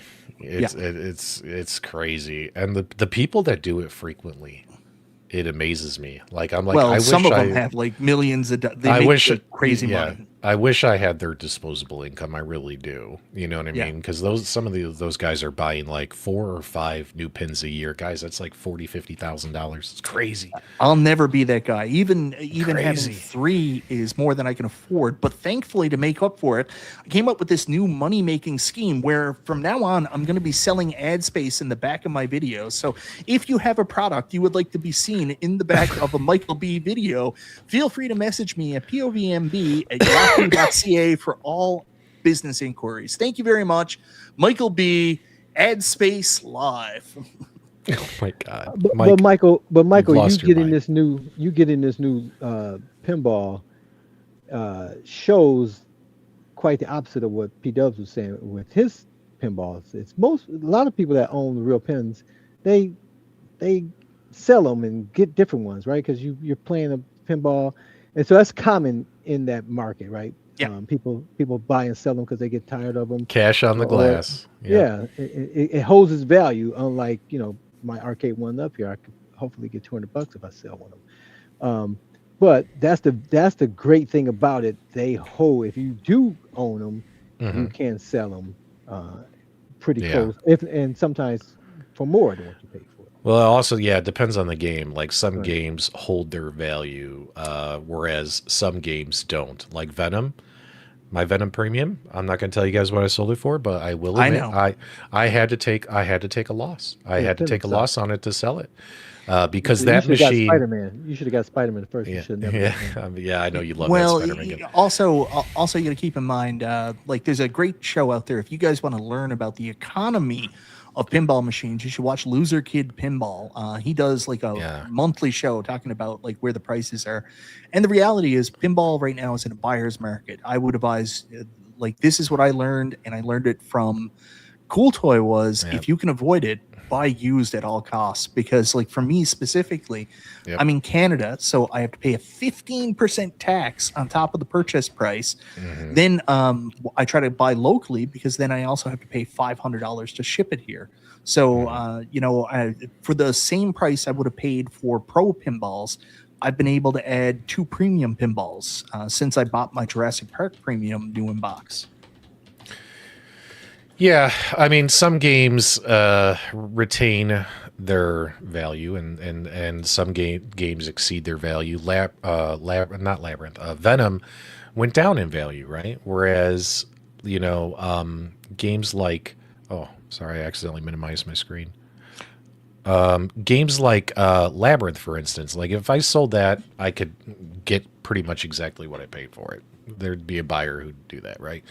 But Venom, nobody. It's like all those John Wick pins, all those sad John Wick owners. If they go to sell John Wick, no one's going to want to buy it. And those machines they pay $10,000 for, they might have to sell it for $5,000-$6,000 just to get rid of it. And you're taking a big loss, right? So stuff like that. So it depends on the game. So. It's completely all over the place, and you don't know how it's going to go. And it's the frustrating thing about, like we talked about Scared Stiff earlier, that being a 40-year-old pinball, you get a little bit anxious when someone says, I want $12K for it, Canadian, or $9K US, because you're like, I could buy a brand new Stern for that, but that retained its value at that point. So, you have to eat that if you want an older pin of that value. It's one of the reasons, Dubs, you probably haven't bought Scared Stiff, despite having the disposable income many times. Fans of our podcast know that I've mentioned this several times over many, many streams, is I've had many opportunities to purchase Elvira Scared Stiff. They come up on the market all the time. But think about it, guys. The price, the going rate on that thing is still like 15, 16 grand, and that game was made decades ago. You take a look at that Lord of the Rings pinball I have down there, that 2003. It's considered one of the best Stern pinball games ever made. Guys, it's still a $10,000 plus machine, and it was built in 2003. It's 23 years old. So some games retain their value. Some games would be considered a good investment. But then there's also the games like Wick and Venom. Near me, they're not. You're going to lose your ass on them. They're not under $11,000 near me. Yeah. I never bought Scared Stiff because I can't find anyone selling it. The cheapest I ever saw was $12,000 up in North Phoenix. Someone was selling one for $12,000, but still, that's more than a brand new machine, limited edition, like Stern at that time. I was like, no, I'm not doing it. Not for a 20-plus-year-old machine. Go ahead. No, and the other thing I would advise people to do, if you ever do want to get into owning pinball, which I don't think a lot of people need to do, especially if you have access to local pinball arcades, you can go play for just a couple go to the bucks. Arcade. Yeah, like I don't. I have more pinball machines than our biggest arcade here locally does. Let's just put it that way now at this point. And they've never changed out their lineup, so it's pretty frustrating that I can't. But, if you do want to get into it, a couple things to be knowledgeable about, like you want to make sure you're following the prices on Pinside. Loser Kid Podcast is another way. The other thing is, too, is just because a Pinside says a price or Loser Kid says a price doesn't mean that's the price it's going to go for. So you want to be knowledgeable on what the last pin in your area sold for. Like, that's one of the things that helped me with Elvira, was not only was I aware of its market price, but I also researched what the other House of Horrors had sold for recently, and I used that. Like, when I talked to guys, they were like, we want 13,000 for it, and I was like, well, the last one sold for 11, the one before that sold for 11.5. I'm looking for something between 11 and 12. That's crazy. And yeah, that's why I target those $2,000 to $4,000 machines on Facebook now. I'm like, is there anything really good that's used for sale? Oh, there's nothing wrong with that. There's lots. I can't afford all pins that. Out there. It's an expensive hobby. I would rather buy emulated arcade machines than all these pinball machines. It's an expensive hobby. There's starter pins, really good starter pins. I always mentioned NBA. What was it? NBA Fast Break was one that everybody loved back in the day because it's a really good game for a really good value. Games like Lethal Weapon 3 are a great first pin for people because it's really good. Plus, you get to learn a little bit about it. And they're fun. And they're fun games to play. But they're just so huge. Take up so much room. Speaking of which, I actually have to get into doing something I don't want to do, and I'm really irritated. Oh shit! Here it goes. I have to start moving stuff out because I spent all my money on Elvira, and now I want to pre-order the Iconic, and I also want to pre-order the TMNT pin. I've got a Wonderland pin coming for review, so I don't have to worry about that. So, but. Yeah, I've got to move some stuff out now. I just did my tour. I'm really happy with my arcade. And shit, I got to sell stuff. So now I got to figure out, what do I sell? Mike, you have issues because you know what he's going to do, Carl? He's going to sell his Tron. He's going to sell his Dragon's Lair. And then 3 months from now, he's going to rebuy them from some other person who's selling them in Canada and tell us how happy he is. He's got them back. Mike, we've been through this exercise. Mike, I think you might have a problem. I think we need to sit down and talk about this. I would agree. Phone call. Haven't you sold and Mike, I'm teasing you about your arcade addiction. Person? That's all. Haven't you sold to and repurchased from the same person, or at least? Yeah. No, I've never sold and then repurchased from the same person. You're thinking of something else. But I sold like my Tron and Dragon's Lair and then had to buy them back. I don't think I'd sell those again. But like, if I'm getting an Iconic Street Fighter, do I keep my HS5? That's the kind of question I'm asking. Why in God's name do I have an iArcade out there that I have a mod chip for that I'm never going to have the time to mod or play? So that's the questions I'm asking. And why would you need Big Blue for sure? I don't have Big Blue. Oh, I thought you still had it. No. Yeah. Well, it's always tough to make those decisions, but the way I look at it, it's like when it comes to our collections, it's like almost like running a real arcade. You know, new stuff comes in, old stuff's got to go. You know, and you just pick whatever you haven't touched in a very, very long time. But it's not. But it's not just that simple either, because the pinball, even at the Wonderland size, it doesn't just fit in the same spot. That's true too. That other cab just came out of. You got to reconfigure. It's quite a chore. We call it the arcade shuffle. Yeah, because those pinballs have to have more access and they stick out further. So you can't just simply get rid of this cab and stick it in that same exact spot in most cases. See, my mindset's much easier. Like someone mentioned earlier, like how much did AtGames pay for this ad space? They cut me off from review codes on pinballs. I'm not advertising them anymore. That's getting out of there. I got new stuff going in there. I need to make some money, man. Faux show. Whoa. Wow. And every other YouTuber in the space does that. So that's what you're supposed to do. Wow.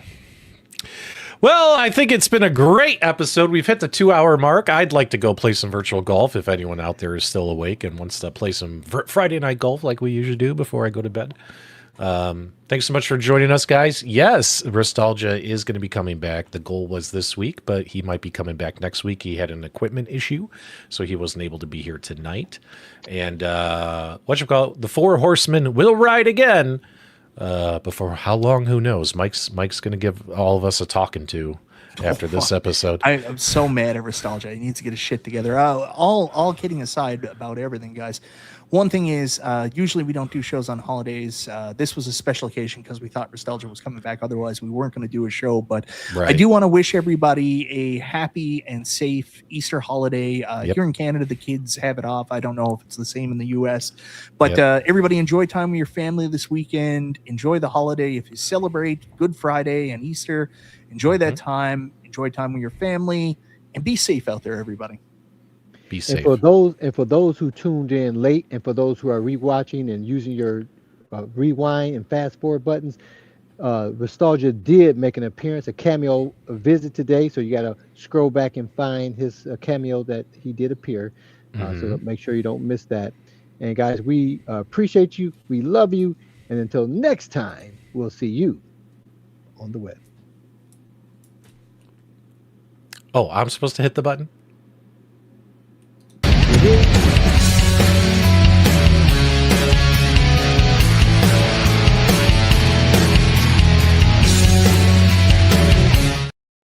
Welcome to the members only after show. Welcome to the members only after show. If you're not a member, get out of here. Members, stick around for the after show.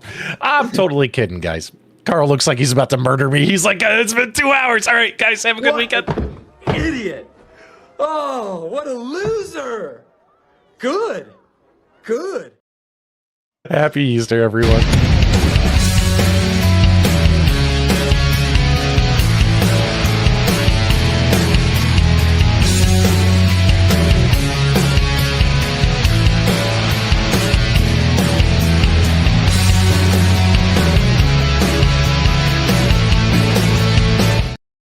Yeah, I wasn't